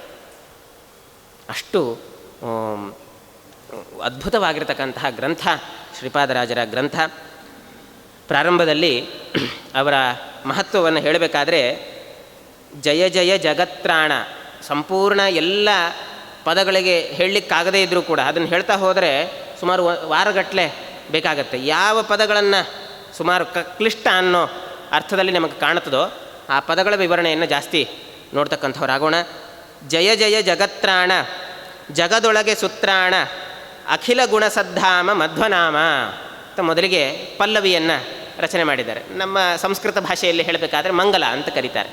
ಯಾವುದೇ ಒಂದು ಗ್ರಂಥವನ್ನು ಪ್ರಾರಂಭ ಮಾಡಬೇಕಾದ್ರೆ ಮಂಗಲ, ಭಗವಂತನ ಸ್ಮರಣೆ ಅನ್ನೋ ಅರ್ಥದಲ್ಲಿ ಮಾಡಿದ್ದಾರೆ. ಏನರ್ಥ? ಜಯ ಜಯ ಜಗತ್ರಾಣ, ಭಗವಂತ ವಾಯುದೇವರನ್ನು ಜಯ ಜಯ ಅಂತ ಕರಿತಾ ಇದ್ದಾರೆ. ಜಯ ಜಯ ಅನ್ನೋ ಶಬ್ದವನ್ನು ಕರಿತಿದ್ದಾರೆ. ಏನರ್ಥ ಅಂತಂದರೆ, ಜ ಅಂತನ್ನೋ ಶಬ್ದಕ್ಕೆ ಹುಟ್ಟುವಂತಹ ಪದಾರ್ಥಗಳು ಅಂತ ಅರ್ಥ. ಎಲ್ಲ ಹುಟ್ಟುವಂತಹ ಪದಾರ್ಥಗಳಲ್ಲಿ ಅವುಗಳಲ್ಲಿ ಒಂದಲ್ಲ ಒಂದು ಕ್ರಿಯೆ ನಡಿಬೇಕು ಅಂತಂದರೆ ಅದು ವಾಯುದೇವರ ಮಹತ್ವ ಇಲ್ಲದೇ ಇದ್ದರೆ, ಪ್ರಚೋದನೆ ಇಲ್ಲದೇ ಇದ್ದರೆ ಯಾವ ಕ್ರಿಯೆಗಳು ಕೂಡ ನಡೆಯೋದಿಲ್ಲ. ಅದಕ್ಕೆ ಅವರಿಗೆ ಪ್ರಾಣ ಅಂತ ಹೆಸರು. ಪ್ರಕೃಷ್ಟೇನ ಅನತಿ ಚೇಷ್ಟತಿ, ಎಲ್ಲ ಜೀವರಲ್ಲೂ ಕೂಡ ಎಲ್ಲ ವಿಧವಾಗಿರ್ತಕ್ಕಂಥ ವಸ್ತುಗಳಲ್ಲಿ ಏನೇನು ನಾವು ಕ್ರಿಯೆಗಳನ್ನು ಕಾಣ್ತಾ ಇದ್ದೇವೆ ಅದು ವಾಯುದೇವರ ಕ್ರಿಯೆಯ ಸಹಕಾರ ಇಲ್ಲದೇ ಇದ್ದರೆ, ವಾಯುದೇವರು ಒಳಗಡೆ ಮಾಡಿಸ್ತಾ ಇದ್ದರೆ ಯಾವ ವಿಧವಾಗಿರ್ತಕ್ಕಂತಹ ಚಲನವಲನಗಳು ಕೂಡ ಸ್ವತಂತ್ರವಾಗಿ ನಮ್ಮಿಂದ ನಡೀಲಿಕ್ಕೆ ಸಾಧ್ಯ ಇಲ್ಲ. ಹಾಗಾದರೆ ಜಾಹ ಅಂದರೆ ಹುಟ್ಟುವಂತಹ ಪದಾರ್ಥಗಳಲ್ಲೆಲ್ಲ ಯಾತಿ ಅಂದರೆ ಪ್ರವೇಶ ಮಾಡಿ ತನ್ಮೂಲಕ ಜಗತ್ತಿನ ಚಲನವಲನ ಕ್ರಿಯಾದಿಗಳನ್ನು ಸುರಕ್ಷಿತವಾಗಿ ನಡೆಸ್ತಕ್ಕಂತಹ ಮಹಾನುಭಾವರು ಅವರು ಜಯ ಅಂತಂದರೆ ಮುಖ್ಯ ಪ್ರಾಣದೇವರು ಅಂತ ಅರ್ಥ. ಎಷ್ಟು ಅರ್ಥ ನೋಡ್ರಿ. ಬರೇ ಜಯ ಅಂತಂದರೆ ಅವ್ರು ಗೆಲ್ತಾರೆ ಅಂತ ಅರ್ಥ ಅಲ್ಲ. ಶ್ರೀಪಾದರಾಜರು ಗೆಲ್ಲಿ ಅಂತ ಆಶೀರ್ವಾದ ಮಾಡ್ತಾರಾ? ಜಯ ಅನ್ನೋ ಶಬ್ದಕ್ಕೆ ಆಘಾತ. ಎಲ್ಲರ ಆ ಅನುಸಂಧಾನ ನೋಡ್ರಿ ಅವರು ಹೇಗಿರ್ತದೆ. ಜಯ ಮತ್ತು ಇನ್ನೊಂದರ್ಥ ಜ ಅನ್ನೋ ಶಬ್ದಕ್ಕೆ ಹುಟ್ಟಿದಂತಹ ಪದಾರ್ಥಗಳ ಸಂಪೂರ್ಣ ಯ ಅಂತಂದರೆ ಯಾ ಗತಿ ಪ್ರಾಪಣೆಯೋ ಹೋದಾತು. ಗತಿ ಅನ್ನೋ ಶಬ್ದಕ್ಕೆ ಜ್ಞಾನ ಅಂತ ಒಂದು ಅರ್ಥ ಇದೆ. ಆದ್ದರಿಂದ ಹುಟ್ಟಿದಂತಹ ಎಲ್ಲ ಪದಾರ್ಥಗಳ ಸಂಪೂರ್ಣವಾದಂತಹ ಜ್ಞಾನ ಇರತಕ್ಕಂಥದ್ದು ವಾಯುದೇವರಿಗೆ ಅಂತ. ಸರ್ವಜ್ಞತಮರು ಅನ್ನೋ ಅರ್ಥ. ಸರ್ವಜ್ಞತಮರಾಗಿರ್ತಕ್ಕಂಥದ್ದು ಅದು ವಾಯುದೇವರ ಲಕ್ಷಣವನ್ನು ಹೇಳಬೇಕಾದ್ರೆ, ಭಗವತಃ ಅನ್ಯತ್ರ ಅನಾಲೋಚನೇಪಿ ಸರ್ವ ವಿಷಯಕಂ ಜ್ಞಾನಂ ಅಂತ ಹೇಳ್ತಾರೆ. ರುಜಯೋಗಿ ಜ್ಞಾನಗಳ ಲಕ್ಷಣವನ್ನು ಹೇಳಬೇಕಾದ್ರೆ, ಪರಮಾತ್ಮನನ್ನು ಬಿಟ್ಟರೆ ಬೇರೆ ಎಲ್ಲ ವಸ್ತುಗಳನ್ನು ವಿಷಯೀಕರಿಸಿರುವಂತಹ ಜ್ಞಾನ ಅಂತಂದರೆ ಅದು ವಾಯುದೇವರ ಜ್ಞಾನ ಅಂತ. ಯಾಕೆಂದರೆ ಅವರಿಗೆ ವಿಷಯೀಕರಿಸಬೇಕಿರ್ತಕ್ಕಂಥ ಜ್ಞಾನನೇ ಇಲ್ಲ. ಎಲ್ಲವನ್ನು ಭಗವಂತನ ವಿಷಯದಲ್ಲಿ ಬಿಟ್ಟು, ಭಗವಂತ ಮತ್ತು ಲಕ್ಷ್ಮೀದೇವಿಯ ವಿಷಯದಲ್ಲಿ ಬಿಟ್ಟು ಉಳಿದ ಎಲ್ಲ ವಸ್ತುವನ್ನು ವಿಷಯೀಕರಿಸುವಂತಹ ಜ್ಞಾನ ಅಂತಂದರೆ ವಾಯುದೇವರ ಜ್ಞಾನ ಅಂತ ಉಲ್ಲೇಖ ಮಾಡಿದ್ದಾರೆ. ಅದರಿಂದ ಜಾಹ, ಭಗವಂತನು ಹುಟ್ಟುವನಲ್ಲ, ಭಗವಂತ ಹುಟ್ಟುವನಲ್ಲ. ಆದ್ದರಿಂದ ಅವನ ಬಗ್ಗೆ ಸಂಪೂರ್ಣವಾಗಿರ್ತಕ್ಕಂತಹ ಜ್ಞಾನ ಇದೆ ಅಂತ ಹೇಳಲಿಕ್ಕಾಗೋದಿಲ್ಲ. ಯಾಕೆ ಅವನ ಬಗ್ಗೆ ಎಷ್ಟಾದರೂ ಲಕ್ಷ್ಮೀದೇವಿಯೇ ಸಂಪೂರ್ಣ ತಿಳ್ಕೊಳ್ಳಿಕ್ಕಾಗೋದಿಲ್ಲ. ನರಮಾಪಿ ಪದಾಂಗುಲೇ ಲಸನ್ ನಕಧೂ ರಾಜದನಂತ ಸದ್ಗುಣ ಅಂತ ಹೇಳ್ತಾರೆ. ಭಗವಂತನ ಸಂಪೂರ್ಣವಾದಂತಹ ಗುಣಗಳನ್ನು ಲೆಕ್ಕ ಮಾಡಬೇಕು ಅಂತ ಕೂತಂತಹ ಲಕ್ಷ್ಮೀದೇವಿಗೆ ಇನ್ನೂ ಪಾದದ ಉಗುರಿನ ತುದಿಯೂ ದಾಟಿಲ್ಲ ಅಂಥದ್ದು ವಾಯುದೇವರಲ್ಲಿ ಬರಬೇಕು. ಆದ್ದರಿಂದ ಭಗವಂತನನ್ನು ಬಿಟ್ಟು ಬೇರೆ ವಿಷಯದಲ್ಲಿ ಸಂಪೂರ್ಣವಾಗಿರ್ತಕ್ಕಂತಹ ಜ್ಞಾನವನ್ನು ಸಂಪಾದನೆ ಮಾಡಿರ್ತಕ್ಕಂಥವ್ರು ವಾಯುದೇವರು. ಆದ್ದರಿಂದ ಜಾಹ ಅಂದರೆ ಹುಟ್ಟಿದಂತಹ ಎಲ್ಲ ಪದಾರ್ಥಗಳ ಅಂದರೆ ಯಾತಿ ಅಂತಂದರೆ ಸಂಪೂರ್ಣವಾದಂತಹ ಜ್ಞಾನವನ್ನು ಪಡೆದಿದ್ದಾರೆ. ಆದ್ದರಿಂದ 2 ಸಾರಿ ಜಯ ಶಬ್ದವನ್ನು ಪ್ರಯೋಗ ಮಾಡಿದ್ದಾರೆ. ಜಯ ಜಯ ಜಗತ್ರಾಣ. ಆದ್ದರಿಂದ ಅದರ ಅರ್ಥನೇ ಜಗತ್ರಾಣ, ಜಗತ್ತಿನಲ್ಲಿ ಎಲ್ಲರಿಗೂ ಕೂಡ ತ್ರಾಣಭೂತರಾಗಿರ್ತಕ್ಕಂಥವ್ರು. ಇವತ್ತು ನಮಗೆ ತ್ರಾಣ ಏನು ಅಂದರೆ ತಿನ್ನೋದೇ ಒಂದು ದೊಡ್ಡ ತ್ರಾಣ ಅಂದ್ಕೊಂಡಿರ್ತೀವಿ. ತಿಂದರೆ ಬೇಕಾದಷ್ಟು ತ್ರಾಣ ಇರ್ತದೆ ಅಂದ್ಕೊಂಡಿರ್ತೀವಿ. ಆದರೆ ನಿಜವಾಗಿಯೂ ಕೂಡ ಎಷ್ಟೇ ತಿಂದರೂ ಎಷ್ಟೇ ಇದು ಮಾಡಿದರೂ ನಮ್ಮಲ್ಲಿ ಚಲನವಲನ ಕ್ರಿಯೆಗಳಿರಬೇಕು ಅಂತಂದರೆ ಅವರ ತ್ರಾಣ, ಅವರು ನಮಗೆ ತ್ರಾಣರಾಗಿ ಇರೋವರೆಗೂ ಮಾತ್ರ ನಮ್ಮ ತ್ರಾಣ ಇರ್ತದೆ. ಇಲ್ಲಿದ್ರೆ ನಿತ್ರಾಣನೇ ಬರೆ. ಆದ್ದರಿಂದ ಜಗದೊಳಗೆ ಸುತ್ರಾಣ. ಬೇರೆಗಳೆಲ್ಲ ತ್ರಾಣ ಹೌದಷ್ಟೇ, ಆದರೆ ವಾಯುದೇವರು ಸುತ್ರಾಣರು ಅಂದರೆ ತ್ರಾಣಕ್ಕೆ ತ್ರಾಣ ಅಂತ ಅರ್ಥ. ಆ ಎಲ್ಲ ಪದಾರ್ಥಗಳಲ್ಲಿ ಇದ್ದು ಆ ಮೂಲಕ ಆ ಶಕ್ತಿಯನ್ನು ನಮಗೆ ಪ್ರಚೋದನೆ ಮಾಡ್ತಕ್ಕಂತಹ ಮಹಾನುಭಾವರು ವಾಯುದೇವರು. ಈ ಉದ್ದೇಶದಿಂದ ಜಗದೊಳಗೆ ಸುತ್ರಾಣ ಅಂತ ಅಖಿಲ ಗುಣ ಸದ್ಧಾಮ, ಎಲ್ಲ ಗುಣಗಳಿಗೆ ಒಂದು ದೊಡ್ಡ ಮನೆ. ಎಲ್ಲ ಗುಣಗಳನ್ನು ಒಂದು ರಾಶಿ ಹಾಕಿದರೆ ಎಲ್ಲಿ ನೋಡ್ಬೋದು ಅಂತಂದರೆ ವಾಯುದೇವರಲ್ಲಿ ನೋಡ್ಬೋದು ನಾವು. ಆದ್ದರಿಂದ ಅಖಿಲ ಗುಣ ಸದ್ಧಾಮ. ಆದ್ದರಿಂದ ಅಂತಹ ಗುಣಗಳಿಗೆ ಅಂತಹ ಮಧ್ವನ ಅಖಿಲ ಗುಣ ಒಂದರ್ಥ, ಎಲ್ಲ ಗುಣಗಳನ್ನು ಒಂದು ಕಡೆ ನೋಡ್ಬೋದು ಅಂತ ಅರ್ಥ. ಅಖಿಲ ಗುಣ ಅನ್ನೋ ಶಬ್ದಕ್ಕೆ ಇನ್ನೊಂದು ಅರ್ಥ ಪರಮಾತ್ಮ ಅಂತ ಅರ್ಥ. ಅಖಿಲ ಗುಣ ಅಖಿಲವಾಗಿರ್ತಕ್ಕ ಎಲ್ಲ ಗುಣಗಳು ಇರತಕ್ಕಂಥದ್ದು ಪರಮಾತ್ಮನಲ್ಲಿ. ಅಂತಹ ಪರಮಾತ್ಮನಿಗೆ ಸದ್ಧಾಮ, ಸದ್ಧಾಮ ಅಂದರೆ ಮನೆ ಅಂತ ಅರ್ಥ. ಸದ್ಧಾಮ ಅಂತಂದರೆ ಒಳ್ಳೆ ಮನೆ ಯಾವುದು ಅಂತಂದರೆ ಅದು ಭಗವಂತ ಮಾತ್ರ. ಭಗವಂತನನ್ನು ಬಿಟ್ಟರೆ, ಪರಮಾತ್ಮ ವಾಯುದೇವರನ್ನು ಬಿಟ್ಟರೆ ಒಳ್ಳೆ ಮನೆ ಇಲ್ಲ. ಪರಮಾತ್ಮನಿಗೆ ಮುಂದೆ ಬರ್ತದೆ, ಅದನ್ನು ವಿವರಣೆ ಮಾಡ್ತಾರೆ ಶ್ರೀಪಾದರಾಜರು, ಬಹಳ ಚೆನ್ನಾಗಿ ಉಲ್ಲೇಖ ಮಾಡ್ತಾರೆ. ಪರಮಾತ್ಮನಿಗೆ ಮುಖ್ಯ ಮಂದಿರ ಅಂತಂದರೆ ಎಷ್ಟೋ ದೊಡ್ಡ ಬಂಗಾರ ಗೋಪುರ ಹಾಕಿ ಇದನ್ನು ಮಾಡಿದ್ರಲ್ಲ, ವಾಯುದೇವರ ಹೃದಯ ಕಮಲವೇ ಒಂದು ದೊಡ್ಡ ಮನೆ ಅಂತ ವಾದಿರಾಜರು ವರ್ಣನೆ ಮಾಡ್ತಾರೆ. ಅಭೇದ್ಯ ಮತಿ ಯತ್ನೇನ ಅಸ್ಕಲತ್ ಕೃಷ್ಣ ವಿಗ್ರಹಂ ಅಂತ ಹೇಳ್ತಾರೆ. ಮಾಧ್ವಂ ಹೃದಯ ಸಂಪುಟಂ, ಮಧ್ವಾಚಾರ್ಯರ ಹೃದಯವೇ ಒಂದು ದೊಡ್ಡ ಸಂಪುಟ ಅಂತ. ಪರಮಾತ್ಮನಿಗೆ ದೊಡ್ಡ ಸಂಪುಟ ಅಂತಂದರೆ ನಾವು ಬಂಗಾರದ ವಜ್ರದ ಸಂಪುಟ ಮಾಡಿ ಹಾಕಿದ್ರಲ್ಲ. ನಿಜವಾಗಿಯೂ ಸಂಪುಟ ಅಂದರೆ ಯಾವುದು ಅಂತಂದರೆ ಪರಮಾತ್ಮನಿಗೆ ನಿಜವಾದಂತಹ ವಾಸಸ್ಥಾನ ಯಾವುದು ಅಂತಂದರೆ ಅದು ಆಚಾರ್ಯ ಮಧ್ವರ ವಾಯುದೇವರ ಹೃದಯ ಕಮಲವೇ ಅದು ದೊಡ್ಡ ಸಂಪುಟ ಅಂತ. ಮಾಧ್ವಂ ಹೃದಯ ಸಂಪುಟಂ ಅಂತ ಹೇಳ್ತಾರೆ. ಅದರಿಂದ ಅಖಿಲ ಗುಣ ಅಂತಂದರೆ ಪರಮಾತ್ಮ. ಆ ಪರಮಾತ್ಮನಿಗೆ ಸದ್ಧಾಮ, ಸದ್ಧಾಮನಾಗಿರ್ತಕ್ಕಂಥ ಒಳ್ಳೆ ಧಾಮ ಅಂದರೆ ಮನೆ ಅಂತ ಅರ್ಥ, ಮನೆ ಆ ಮಂದಿರ. ಅಂತಹ ಪರಮಾತ್ಮನು ಅಂತಹ ಮಧ್ವನಾಮ, ಅದು ಅಂತಹ ಮಧ್ವ ಅನ್ನೋ ಶಬ್ದವನ್ನು ಬಳಸಿದ್ದಾರೆ. ನಾವು ಗಮನಿಸಬೇಕು, ಮಧ್ವ ಅನ್ನೋ ಶಬ್ದ ಸುಮಾರು ಋಗ್ವೇದದಲ್ಲಿ 98 ಬಾರಿ ಬಂದಿದೆ. ಮಧ್ವ ಅನ್ನೋ ಶಬ್ದ ನಾವು ಹೆಮ್ಮೆ ಪಡಬೇಕು. ಮಧ್ವಾಚಾರ್ಯರ ಹೆಸರು ಮಧ್ವನಾಮ 98 ಬಾರಿ. ಪವಮಾನ ಅನ್ನೋ ಶಬ್ದ ಇನ್ನೂ ಅನೇಕ ಬಾರಿ ಬಂದಿದೆ. ಮಧ್ವ ಅನ್ನೋ ಶಬ್ದವೇ ನೇರವಾಗಿ 98 ಬಾರಿ ಬಂದಿದೆ. ಏನು ಮಧ್ವ ಅನ್ನೋ ಶಬ್ದಕ್ಕೆ ನಮಗೆ ನಿಜವಾಗಿಯೂ ಕೂಡ ಮಧ್ವಾನುಯಾಯಿಗಳಾಗಿ ಮಧ್ವಾಚಾರ್ಯರ ಹೆಸರೇ ಅರ್ಥನೇ ಗೊತ್ತಿರೋದಿಲ್ಲ. ಏನು ಮಧ್ವ ಅನ್ನೋ ಶಬ್ದಕ್ಕೆ ಏನರ್ಥ? ಮಧ್ವಾಚಾರ್ಯರು ಅಂತ. ಅದಕ್ಕೆ ಆಚಾರ್ಯರೇ ಅವರ ನಾಮಕ್ಕೆ ಅವರೇ ವ್ಯಾಖ್ಯಾನ. ಯಾಕೆಂದರೆ ವೇದದಲ್ಲಿ ಬಂದಿರತಕ್ಕಂತಹ ನಾಮ ಅದು, ಅವರೇ ವ್ಯಾಖ್ಯಾನ ಮಾಡ್ತಾರೆ. ಮಧ್ವಿತಿ ಆನಂದ ಉದ್ದಿಷ್ಟ ಅಂತ. ಮಧು ಅನ್ನೋ ಶಬ್ದಕ್ಕೆ ಆನಂದ ಅಂತ ಅರ್ಥ. ಮಧು ಅಂದರೆ ಏನರ್ಥ ನಮಗೆ ತಿಳಿದವರು ಹಾಗೆ ಮಧು ಅನ್ನೋ ಶಬ್ದಕ್ಕೆ ಜೇನುತುಪ್ಪ ಅಂತ ಗೊತ್ತು ಅಷ್ಟೇ. ನಮಗೆ ತಿನ್ನೋ ಪದಾರ್ಥಗಳು ಮಾತ್ರ ಬೇಕಾದಷ್ಟು ಹೆಸರು ಗೊತ್ತಿರ್ತದೆ. ಆ ಮಧು ಅನ್ನೋ ಶಬ್ದಕ್ಕೆ ಆನಂದ ಅಂತ ಅರ್ಥ ಅಂತ ಹೇಳ್ತಾರೆ. ಮಧು ಅಂತಂದರೆ ಜ್ಞಾನ ಅಂತ ಅರ್ಥ. ಜ್ಞಾನದಿಂದ ಪಡೀತಕ್ಕಂಥದ್ದು ಯಾವುದದು ಅಂತಂದರೆ ಆನಂದ. ಆದ್ದರಿಂದ ಅನ್ನೋ ಶಬ್ದಕ್ಕೆ ಆನಂದ ಉದ್ದಿಷ್ಟ, ಆನಂದ ಅಂತ ಅರ್ಥ.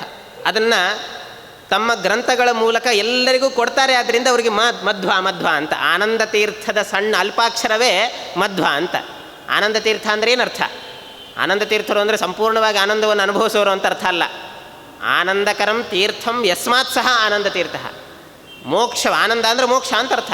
ಆ ಮೋಕ್ಷವನ್ನು ಕೊಡುವಂತಹ ಶಾಸ್ತ್ರಗಳನ್ನು ರಚನೆ ಮಾಡಿದ್ದಾರೆ. ಆದ್ದರಿಂದ ಅವರಿಗೆ ಆನಂದ ತೀರ್ಥರು ಅಂತಾರೆ. ಮೋಕ್ಷದಾಯಕವಾಗಿರ್ತಕ್ಕಂಥ ಮಹಾನಂದ ತೀರ್ಥಸ್ಯ ಯೇ ಭಾಷ್ಯ ಭಾವಂ ಮನೋವಾಗ್ಭಿರಾವರ್ತಯಂತೆ ಸ್ವಶಕ್ತ್ಯ ಸುರಾದ್ಯಾ ನರಾಂತ ಮುಕುಂದ ಪ್ರಸಾದಾತ್ ಇಮಂ ಮೋಕ್ಷಮೇತೆ ಭಜಂತೆ ಸದೇತಿ. ಆಚಾರ್ಯರ ಶಾಸ್ತ್ರಕ್ಕೆ ಫಲವನ್ನೇ ಏನು ಹೇಳಿದ್ದಾರೆ ಅಂತಂದರೆ ಮೋಕ್ಷವನ್ನೇ ಹೇಳಿದ್ದಾರೆ. ಹಾಗಾದರೆ ಆನಂದಕರಂ ಮೋಕ್ಷವನ್ನೇ ಕೊಡ್ತಕ್ಕಂತಹ ಒಂದು ದೊಡ್ಡ ಶಾಸ್ತ್ರ ಅಂತಂದರೆ ಶ್ರೀಮದ್ ಆಚಾರ್ಯರ ಸಿದ್ಧಾಂತ ಗ್ರಂಥಗಳು. ಆದ್ದರಿಂದ ಅಂತಹ ಆನಂದದಾಯಕವಾಗಿರ್ತಕ್ಕಂತಹ ಶಾಸ್ತ್ರಗಳನ್ನು ಜಗತ್ತಿಗೆ ಕೊಟ್ಟವರು. ಆದ್ದರಿಂದ ಮದ್ವಿತ್ಯಾನಂದ ಉದ್ದಿಷ್ಟ ವೇತಿ ತೀರ್ಥಮುದಾಹೃತಂ. ವೇ ಅಂತಂದರೆ ತೀರ್ಥ ಅಂತಂದರೆ ನಾವು ಪ್ರಾರ್ಥನೆ ಮಾಡ್ತೀವಲ್ವ, ಆ ತೀರ್ಥ ಅಲ್ಲ. ತೀರ್ಥ ಅನ್ನೋ ಶಬ್ದಕ್ಕೆ ಶಾಸ್ತ್ರ ಅಂತ ಅರ್ಥ. ಅಂತಹ ಆನಂದಕರವಾಗಿರ್ತಕ್ಕಂಥ ಶಾಸ್ತ್ರಗಳನ್ನು ಕೊಟ್ಟವರು. ಆದ್ದರಿಂದ ಅವರಿಗೆ ಮಧ್ವ ಅಂತ ಹೆಸರು. ಅಂತಹ ಮಧ್ವನಾಮವನ್ನು ಇಲ್ಲಿ ಆಚಾರ್ಯರ ಚರಿತ್ರೆಯನ್ನು ನಾನು ಹೇಳಲಿಕ್ಕೆ ಪ್ರಾರಂಭ ಮಾಡ್ತೇನೆ ಅಂತ ಹೇಳಿದ್ದಾರೆ. ಮೊದಲಿಗೆ ವಾಯುದೇವರ ಮೂಲ ಚಿಂತನೆಯನ್ನು ಮಾಡ್ತಾ ಏನು ಮಾಡಿದರು ಅವರು, ಅವರ ಮಹತ್ವ ಎಂಥದ್ದು? ಅವರ ಮಹತ್ವ ಸಮುದ್ರ ಮಥನ ಕಾಲದಲ್ಲಿ ಎಲ್ಲ ದೇವತೆಗಳ ಅಪೇಕ್ಷೆಯಂತೆ ಸಮುದ್ರ ಅಮೃತವನ್ನು ಸಿಗಬೇಕು ಅಂತ ಮಥನ ಮಾಡ್ತಾ ಇದ್ದಾರೆ. ಆ ಮಥನ ಕಾಲದಲ್ಲಿ ಆ ಮಂದರ ಪರ್ವತದ ಭಾರಕ್ಕೆ ತುತ್ತಾಗಿ ಸಮುದ್ರ ಕ್ಷೀರಸಾಗರದಲ್ಲೇ ಮುಳುಗಿ ಹೋಗುವಂತಹ ಪರಿಸ್ಥಿತಿಯಲ್ಲಿ ಪರಮಾತ್ಮನ ಆಜ್ಞೆ ಇದು ಒಂದು ದೊಡ್ಡ ಸೇವೆ ಮಾಡಿದ್ರಲ್ವ. ಇದು ಯಾಕೆ? ತಮಗಲ್ಲ, ತಮಗೆ ಅಮೃತ ಸಿಗಬೇಕು, ತಮಗೂ ಒಂದಿಷ್ಟು ಪಾಲು ಬೇಕು ಅನ್ನೋ ಉದ್ದೇಶದಿಂದಲ್ಲ. ಯಾರಾದರೂ ಬೇರೆ ಕೆಲಸ ಮಾಡಿದರೆ ನಮಗೆಷ್ಟು ಪಾಲು ಅಂತ ಕೇಳ್ತಾರೆ. ನಾವೇನಾದರೂ ಒಂದು ಕೆಲಸಕ್ಕೆ ಬರ್ರಿ ಆಚಾರ್ಯರೇ, ಅಥವಾ ಏನಾದರೂ ಒಂದು ಇದು ಬೇಕಂದರೆ ನಮಗೆಷ್ಟು ಪಾಲು ಹೇಳ್ರಿ ಬರ್ತೀವಿ ಅಂತ. ಯಾವುದಾದ್ರೂ ಒಂದು ಒಳ್ಳೆಯ ಕೆಲಸ ಇದ್ದರೆ ನಮಗೇನು ಲಾಭ ಅಂತ ಕೇಳ್ತೀವಿ ನಾವು. ಆದರೆ ದೇವತೆಗಳು ದೇವತೆಗಳ ದೇವತೆಗಳಿಗೋಸ್ಕರ ಯಾವ ಅಪೇಕ್ಷೆ ಇಲ್ಲದೇನೆ ಭಗವಂತನ ಸೇವಾರೂಪವಾಗಿ ಮಾಡಿರ್ತಕ್ಕಂತಹ ಕಾರ್ಯ ಆ ವಾಯುಕೂರ್ಮವನ್ನು ಧಾರಣೆ ಮಾಡಿ ಮಂದರ ಪರ್ವತವನ್ನು ಧಾರಣೆ ಮಾಡಿದರು. ಅದಕ್ಕೆ ಪರಮಾತ್ಮ ಮೆಚ್ಚಿ ನಿಜವಾಗಿಯೂ ಕೂಡ ವಾಯುದೇವರಿಗೆ ಅಂತಹ ಸಾಮರ್ಥ್ಯವನ್ನು ತುಂಬಿ ಅವರನ್ನೂ ಕೂಡ ಧಾರಣೆ ಮಾಡಿದ. ಯಾಕೆ? ಅಷ್ಟು ಸೇವಾರೂಪವಾಗಿ ಮಾಡ್ತಕ್ಕಂತಹ ಕಾರ್ಯವನ್ನು ತಾನೇ ಪರಮಾತ್ಮ ಅವರಿಂದ ಮಾಡಿಸ್ತಾನೆ. ಪರಮಾತ್ಮನೇ ನೇರವಾಗಿ ವಿಷ್ಣು ಕೂರ್ಮದಿಂದ ಧಾರಣೆ ಮಾಡ್ಬೋದಾಗಿತ್ತು. ಯಾಕೆ ಅಂತಂದರೆ ವಾಯುದೇವರ ಒಂದು ಸೇವೆಗೆ ಮೆಚ್ಚಿ ಅವರಿಂದಲೂ ಕೂಡ ಈ ಸೇವೆಯನ್ನು ಮಾಡಿಸಿ ಅವರಿಗೆ ಪುಣ್ಯ ಪ್ರಾಪ್ತಿ ಆಗಬೇಕು, ಅವರಿಗೆ ವಿಶೇಷವಾಗಿರ್ತಕ್ಕಂಥ ಅನುಗ್ರಹ ಆಗಬೇಕು ಅನ್ನೋ ಉದ್ದೇಶದಿಂದಲೇ ಪರಮಾತ್ಮ ವಾಯುದೇವರಿಗೆ ಇಂತಹ ಆಜ್ಞೆಯನ್ನು ಮಾಡ್ತಾನೆ ಕೂರ್ಮ ರೂಪವನ್ನು ಧಾರಣೆ ಮಾಡಲಿಕ್ಕೆ. ಅದಕ್ಕೋಸ್ಕರ ಆವ ಕಚ್ಚಪ ರೂಪದಿಂದ ಅಂಡೋದಕದಿ. ಕಚ್ಚಪ ಅನ್ನೋ ಶಬ್ದಕ್ಕೆ ಅದು ಸಂಸ್ಕೃತದ್ದು. ಹೆಂಗೆ ಶಬ್ದಗಳನ್ನು ಪ್ರಯೋಗ ಮಾಡಿರ್ತಾರೆ ಅಂತಂದರೆ ಈ ಸಂಸ್ಕೃತ ಕನ್ನಡಗಳನ್ನು ಎರಡನ್ನೂ ಮಿಕ್ಸ್ ಮಾಡಿ ಪ್ರಯೋಗ ಮಾಡಿರ್ತಾರೆ ಅವರು. ಕಚ್ಚಪ ಅನ್ನೋ ಶಬ್ದಕ್ಕೆ ಅದಕ್ಕೆ ಕೂರ್ಮ ಅಂತ ಅರ್ಥ. ಆ ಕೂರ್ಮ ರೂಪದಿಂದ ಅಂಡೋದಕದಿ ಓವಿ ಧರಿಸಿದ ಶೇಷಮೂರ್ತಿಯನ್ನು. ಶೇಷ ಅಂದರೆ ಓವಿ ಅಂತಂದರೆ ಪ್ರೀತಿಯಿಂದ ಅಂತ ಅರ್ಥ. ಅದು ಕನ್ನಡ. ಪ್ರೀತಿಯಿಂದ ಧಾರಣೆ ಮಾಡಿದ್ದಾರೆ ಅವರು. ಬಹಳ ಪ್ರೀತಿ. ಏನೋ ಇದೊಂದು ಗ್ರಹಚಾರ, ನಾವು ಯಾರಾದರೂ ದೇವತೆ ಪಲ್ಲಕ್ಕಿ ಹೊತ್ಕೊಂಬರ್ರಿ ಅಂತಂದರೆ ಅಯ್ಯೋ ನಾವು ಯಾಕಾದರೂ ಕಂಡ್ವೋ ಇದೊಂದು ದೊಡ್ಡ ಗ್ರಹಚಾರ ಅಂದ್ಕೊಳ್ತೀವಿ. ಅದಲ್ಲ, ಸೇವೆ ಮಾಡೋದು ಭಗವಂತನ ಸೇವೆ ಎನ್ನುವುದು ಒಂದು ದೊಡ್ಡ ಕರ್ತವ್ಯ, ಆದ್ಯ ಕರ್ತವ್ಯ ಅಂತ ಚಿಂತನೆ ಮಾಡಿದ. ಆದ್ದರಿಂದ ಓವಿ ಧರಿಸಿದ ಅಂತ ಹೇಳಿದರು. ಪ್ರೀತಿಯಿಂದ ಧಾರಣೆ ಮಾಡಿದರಂತೆ. ಬಹಳ ಸಂತೋಷ ಅಂತೆ. ಪರಮಾತ್ಮನ ಸೇವೆ ಸಿಕ್ತಂತಂದರೆ ಹನುಮಂತ ವಾಯುದೇವರಷ್ಟು ಕುಣಿದಾಡುವಂಥ ವ್ಯಕ್ತಿನೇ ಇಲ್ಲ. ಓವಿ ಧರಿಸಿದ ಶೇಷಮೂರ್ತಿಯನ್ನು, ಶೇಷದೇವರನ್ನು ಧಾರಣೆ ಮಾಡಿದ್ದಾರಂತೆ. ಆ ಶೇಷದೇವರು ಎಂಥ ಬಲ, ಅವರು ಎಂಥ ಪರಾಕ್ರಮಿಗಳು. ಸಂಪೂರ್ಣವಾದಂತಹ ಬ್ರಹ್ಮಾಂಡವನ್ನು ತಮ್ಮ ಶಿರಸ್ಸಿನಲ್ಲಿ ಸಾಸಿವೆ ಕಾಳಿನಂತೆ ಧಾರಣೆ ಮಾಡಿರ್ತಕ್ಕಂಥ ಮಹಾನುಭಾವರನ್ನು, ಶೇಷದೇವರನ್ನೂ ತಾವು ಧಾರಣೆ ಮಾಡಿಕೊಂಡಿದ್ದಾರೆ. ಆದ್ದರಿಂದ ಅಂತಹ ಆಭಾವನ ಬಲಪಿಡಿದು ಹರಿಯ ಸುರರೈವರು ಅಂತಹ ವಾಯುದೇವರ ಒಂದು ಬಲವನ್ನು ಆಶ್ರಯಿಸಿಕೊಂಡು ಎಲ್ಲ ಸುರರು ಅಮೃತವನ್ನು ಸ್ವೀಕಾರ ಮಾಡಿರ್ತಕ್ಕಂತಹ ಆ ವಾಯು ನಮ್ಮ ಕುಲಗುರುರಾಯನು. ನೋಡ್ರಪ್ಪ, ನಮ್ಮ ಕುಲಗುರುರಾಯರು ಯಾರಲ್ಲ, ಗುರುಗಳನ್ನು ಪರಿಚಯ ಮಾಡಿಕೊಳ್ಳೋ ರೀತಿಯೂ ಕೂಡ ಶ್ರೀಪಾದರಾಜರು ನಮಗೆ ತಿಳಿಸಿಕೊಡ್ತಾ ಇದ್ದಾರೆ. ನಮ್ಮ ಗುರುಗಳು ಎಂಥವ್ರು ನೋಡ್ರಿ ಅಂತ. ಆದ್ದರಿಂದ ಅಂತಹ ಮಹಾನುಭಾವರು ಎಲ್ಲ ದೇವತೆಗಳಿಗೆ ಅಮೃತತ್ವವನ್ನು ಕೊಡಿಸಿ ತನ್ಮೂಲಕ ಮೊದಲಿಗೆ ಅಷ್ಟು ಕೆಲಸ ಮಾಡಲಿಲ್ಲ. ಆ ಸಮಯದಲ್ಲಿ ಮೊದಲಿಗೆ ಬಂದಿರತಕ್ಕಂತಹ ಹಲಾಹಲ ವಿಷವನ್ನು ತಮ್ಮ ಸಂಪೂರ್ಣವಾಗಿ ತಾವೇ ಪಾನ ಮಾಡಿದ್ದಾರೆ. ಕೇಶಿ ಸೂಕ್ತ ಅಂತ ಋಗ್ವೇದದಲ್ಲಿ ಒಂದು ಬರತಕ್ಕಂತಹದ್ದು. ಆ ಕೇಶಿ ಸೂಕ್ತ ಏನು ವರ್ಣನೆ ಮಾಡ್ತದೆ ಅಂದರೆ ಇದೇ ವಾಯುದೇವರ ಮಹಿಮೆಯನ್ನು ವರ್ಣನೆ ಮಾಡ್ತದೆ. ಸಂಪೂರ್ಣವಾಗಿ ವಾಯುದೇವರು ಪಾನ ಮಾಡಿದರಂತೆ.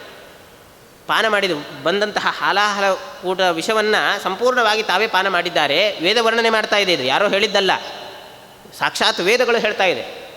ಸಂಪೂರ್ಣ ಮಾಡಿ ಕೊನೆಗೆ ರುದ್ರದೇವರು ಬಂದರಂತೆ. ಅವರಿಗೆ ಬಹಳ ರುದ್ರದೇವರ ಮನಸ್ಸು ಹೇಗೆ ನೋಡ್ರಿ, ಇತರರಿಗೆ ಕಷ್ಟ ಬಂದರೆ ತಾವು ಕೂಡ ಅದಕ್ಕೆ ಪ್ರಚೋದನೆ ಕೊಡಬೇಕು ಅಂತ ರುದ್ರದೇವರು.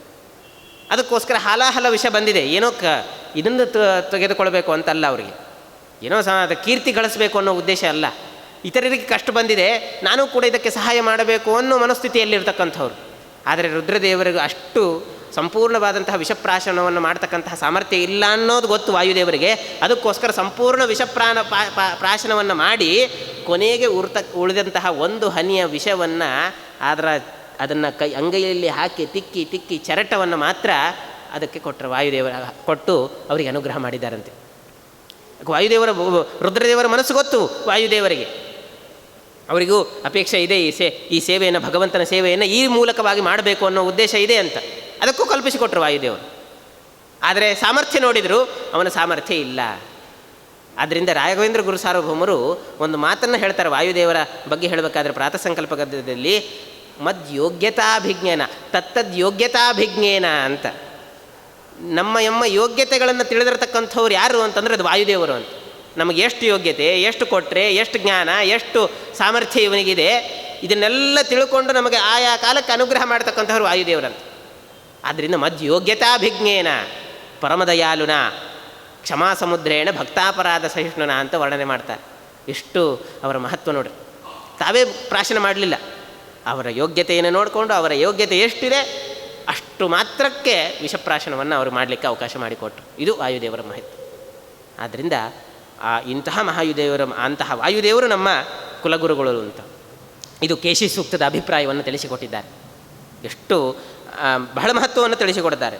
ಇನ್ನು ಹೇಳ್ತಾರೆ, ಆವಾವನು ದೇಹದೊಳಗಿರಲು ಹರಿತ ನೆಲಸಿಹನು, ಆವಾವನು ಹರಿ ಆವಾವನು ತೊಲಗೆ ಹರಿತ ತೊಲಗುವ. ಇದು ಒಂದು ವೇದದ ಮಂತ್ರದ ಅಭಿಪ್ರಾಯವನ್ನು ತಿಳಿಸಿಕೊಟ್ಟಿದ್ದಾರೆ. ಮಹಾಭಾರತ ತಾತ್ಪರ್ಯ ನಿರ್ಣಯದಲ್ಲಿ ಆಚಾರ್ಯರು ಈ ಮಂತ್ರದ ಉಲ್ಲೇಖವನ್ನು ಮಾಡ್ತಾರೆ.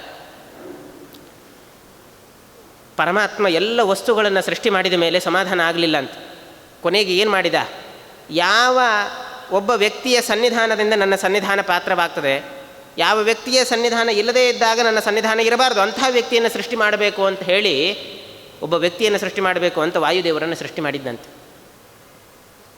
ಆ ಶ್ರುತಿ ವೇದದಲ್ಲಿ ಬರತಕ್ಕಂತಹದ್ದು. ಕಸ್ಮಿನ್ವಹಂ ಉತ್ಕ್ರಾಂತೆ ಉತ್ಕ್ರಾಂತೋ ಭವಿಷ್ಯಾಮಿ ಸ್ಥಿತೇ ಸ್ಥಾಸ್ಯಾಮಿ ಇತಿ ಸ ಪ್ರಾಣಮಸೃಜತ.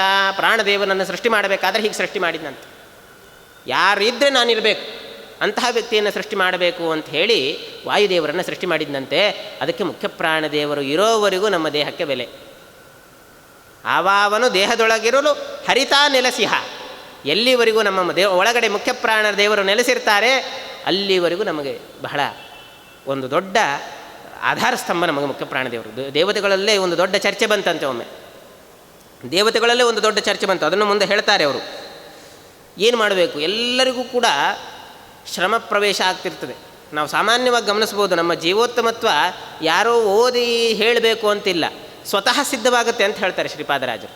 ಸ್ವತಃ ಸಿದ್ಧವಾಗುತ್ತೆ. ಇದು ಜೀವೋತ್ತಮತ್ವ ಅನ್ನೋದು ಇನ್ನೊಬ್ಬರು ಹೇಳಬೇಕು ಅಂತಿಲ್ಲ. ಗಮನಿಸ್ರಿ, ನಾವು ಯಾವುದೇ ಇಂದ್ರಿಯಗಳಿಂದ ಒಂದೊಂದು ಕೆಲಸಗಳನ್ನು ಮಾಡಬೇಕಾದ್ರೆ ಎಲ್ಲ ಇಂದ್ರಿಯಗಳಿಗೂ ಒಂದು ಸುಸ್ತು ಶ್ರಮ ಅನ್ನೋದಿದ್ದೇ ಇರ್ತದೆ ನಮಗೆ ನಿರಂತರವಾಗಿ. ಇವತ್ತು ದೂರ ನಡ್ಕೊಂಡು ಹೋದ್ವಿ ಅಂದರೆ ಕಾಲು ನೋವು ಬರ್ತದೆ, ಏನೋ ಒಂದು ದೊಡ್ಡ ಕೆಲಸ ಮಾಡಿದ್ವಿ ಅಂತಂದರೆ ಕೈ ನೋವು ಬರ್ತದೆ, ಏನೋ ಒಂದು ಸ್ವಲ್ಪ ಜಾಸ್ತಿ ವಿಚಾರ ಮಾಡಿದ್ವಿ ಅಂದರೆ ತಲೆನೋವು ಬರ್ತದೆ, ಏನೋ ಒಂದು ಜಾಸ್ತಿ ಟಿ ವಿ ನೋಡಿದ್ವಿ, ಸೀರಿಯಲ್ ನೋಡಿದ್ರು ಅದ್ರೂ ಕಣ್ಣು ನೋವು ಬರ್ತದೆ. ಹೀಗೆ ಒಂದಲ್ಲ ಒಂದು ಇಂದ್ರಿಯಗಳಿಗೆ ಒಂದು ಸುಸ್ತು ಆಯಾಸ ಅನ್ನೋದಿದ್ದೇ ಇದೆ. ಆದರೆ ಯಾರಿಗಾದರೂ ಇಷ್ಟೆಲ್ಲ ಅಂದರೆ ಏನು ಅರ್ಥ, ಇದಕ್ಕೆ ಅಭಿಪ್ರಾಯ ಏನು? ಒಂದಲ್ಲ ಒಂದು ಇಂದ್ರಿಯಗಳಿಗೆ ಇದೆ ಅಂತಂದರೆ ಬರೀ ಇಂದ್ರಿಯಗಳಿಗೆ ಮಾತ್ರ ಸುಸ್ತಲ್ಲ, ಇಂದ್ರಿಯಗಳು ಜಡಗಳು, ಅವಕ್ಕೆ ಸುಸ್ತು ಸುಖ ಗಿಖ ಏನೂ ಇರೋದಿಲ್ಲ. ಮತ್ತೇನು ಅಂದರೆ ಇಂದ್ರಿಯಾಭಿಮಾನಿ ದೇವತೆಗಳಿಗೆ ಆ ಶ್ರಮ ಪ್ರವೇಶ ಆಗಿದೆ ಅಂತ ಅರ್ಥ. ಇಂದ್ರಿಯಾಭಿಮಾನಿ ದೇವತೆಗಳಿಗೆ ಆ ಶ್ರಮ ಪ್ರವೇಶ ಆಗಿರ್ತದೆ. ಆದರೆ ಯಾರಿಗಾದರೂ ಉಸಿರಾಡಿ ಇವತ್ತು ನಮಗೆ ಸುಸ್ತಾಗಿದೆ, ಆದ್ದರಿಂದ ಒಂದು ದಿನ ಉಸಿರು ನಿಲ್ಲಿಸಿ ನಾಳೆ ದಿವಸ ಉಸಿರಾಡ್ತೀವಿ ಅಂತಿದೇನಾ? ಯಾರಿಗೂ ಅನುಭವಕ್ಕಿಲ್ಲ. ಅದರಿಂದ ಹೇಳ್ತಾರೆ ಶ್ರೀಪಾದರಾಜರು, ಜೀವೋತ್ತಮತ್ವ ಅನ್ನೋದು ಯಾರೋ ಇನ್ನೊಬ್ಬರಿಂದ ಹೇಳಿ ತಿಳ್ಕೊಳ್ಬೇಕಾಗಿಲ್ಲ, ಅದು ನಮ್ಮಲ್ಲೇ ದೇಹದಲ್ಲೇ ಸ್ವತಃ ಸಿದ್ಧ ಆಗುತ್ತೆ ಅಂತ ಹೇಳ್ತಾ ಇದ್ದಾರೆ.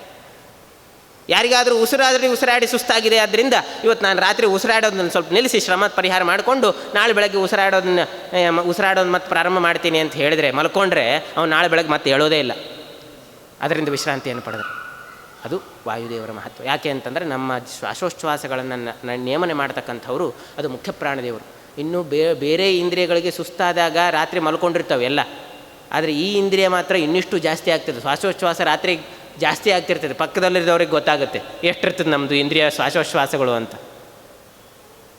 ಇನ್ನೊಬ್ಬರು ಮನೆಗೂ ಕೇಳಿಸೋ ಹಾಗಿರ್ತದೆ ಕೆಲವ್ರದಂತರೂ ಶ್ವಾಸೋಚ್ಛ್ವಾಸ. ಆದ್ದರಿಂದ ಅದು ತಿಳಿಸ್ಕೊಡ್ತಾರೆ ಎಲ್ಲರಿಗೂ. ಯಾರಿಗಾಗಲೂ ಒಂದು ಶ್ರಮ ಅನ್ನೋ ಪ್ರವೇಶ ಆಯಿತು ಅಂತಂದರೆ, ಆದರೆ ಯಾವ ಶ್ರಮವ ಪ್ರವೇಶ ಇಲ್ಲದೇ ಇರತಕ್ಕಂತಹ ಏಕೈಕ ಮುಖ್ಯ ವ್ಯಕ್ತಿಗಳು ಅಂತಂದರೆ ಅದು ವಾಯುದೇವರು ಮಾತ್ರ. ಅದಕ್ಕೆ ಉಪನಿಷತ್ತು ಕೊಡ್ತದೆ ವಾಯುದೇವರಿಗೆ ಏನಂತ ಹೆಸರು ಅಂತಂದರೆ ಅಶ್ರಮಿ ಅಂತ. ವಾಯುದೇವರಿಗೆ ಅಶ್ರಮಿ ಅಂತ ಹೆಸರು ಅಂತ.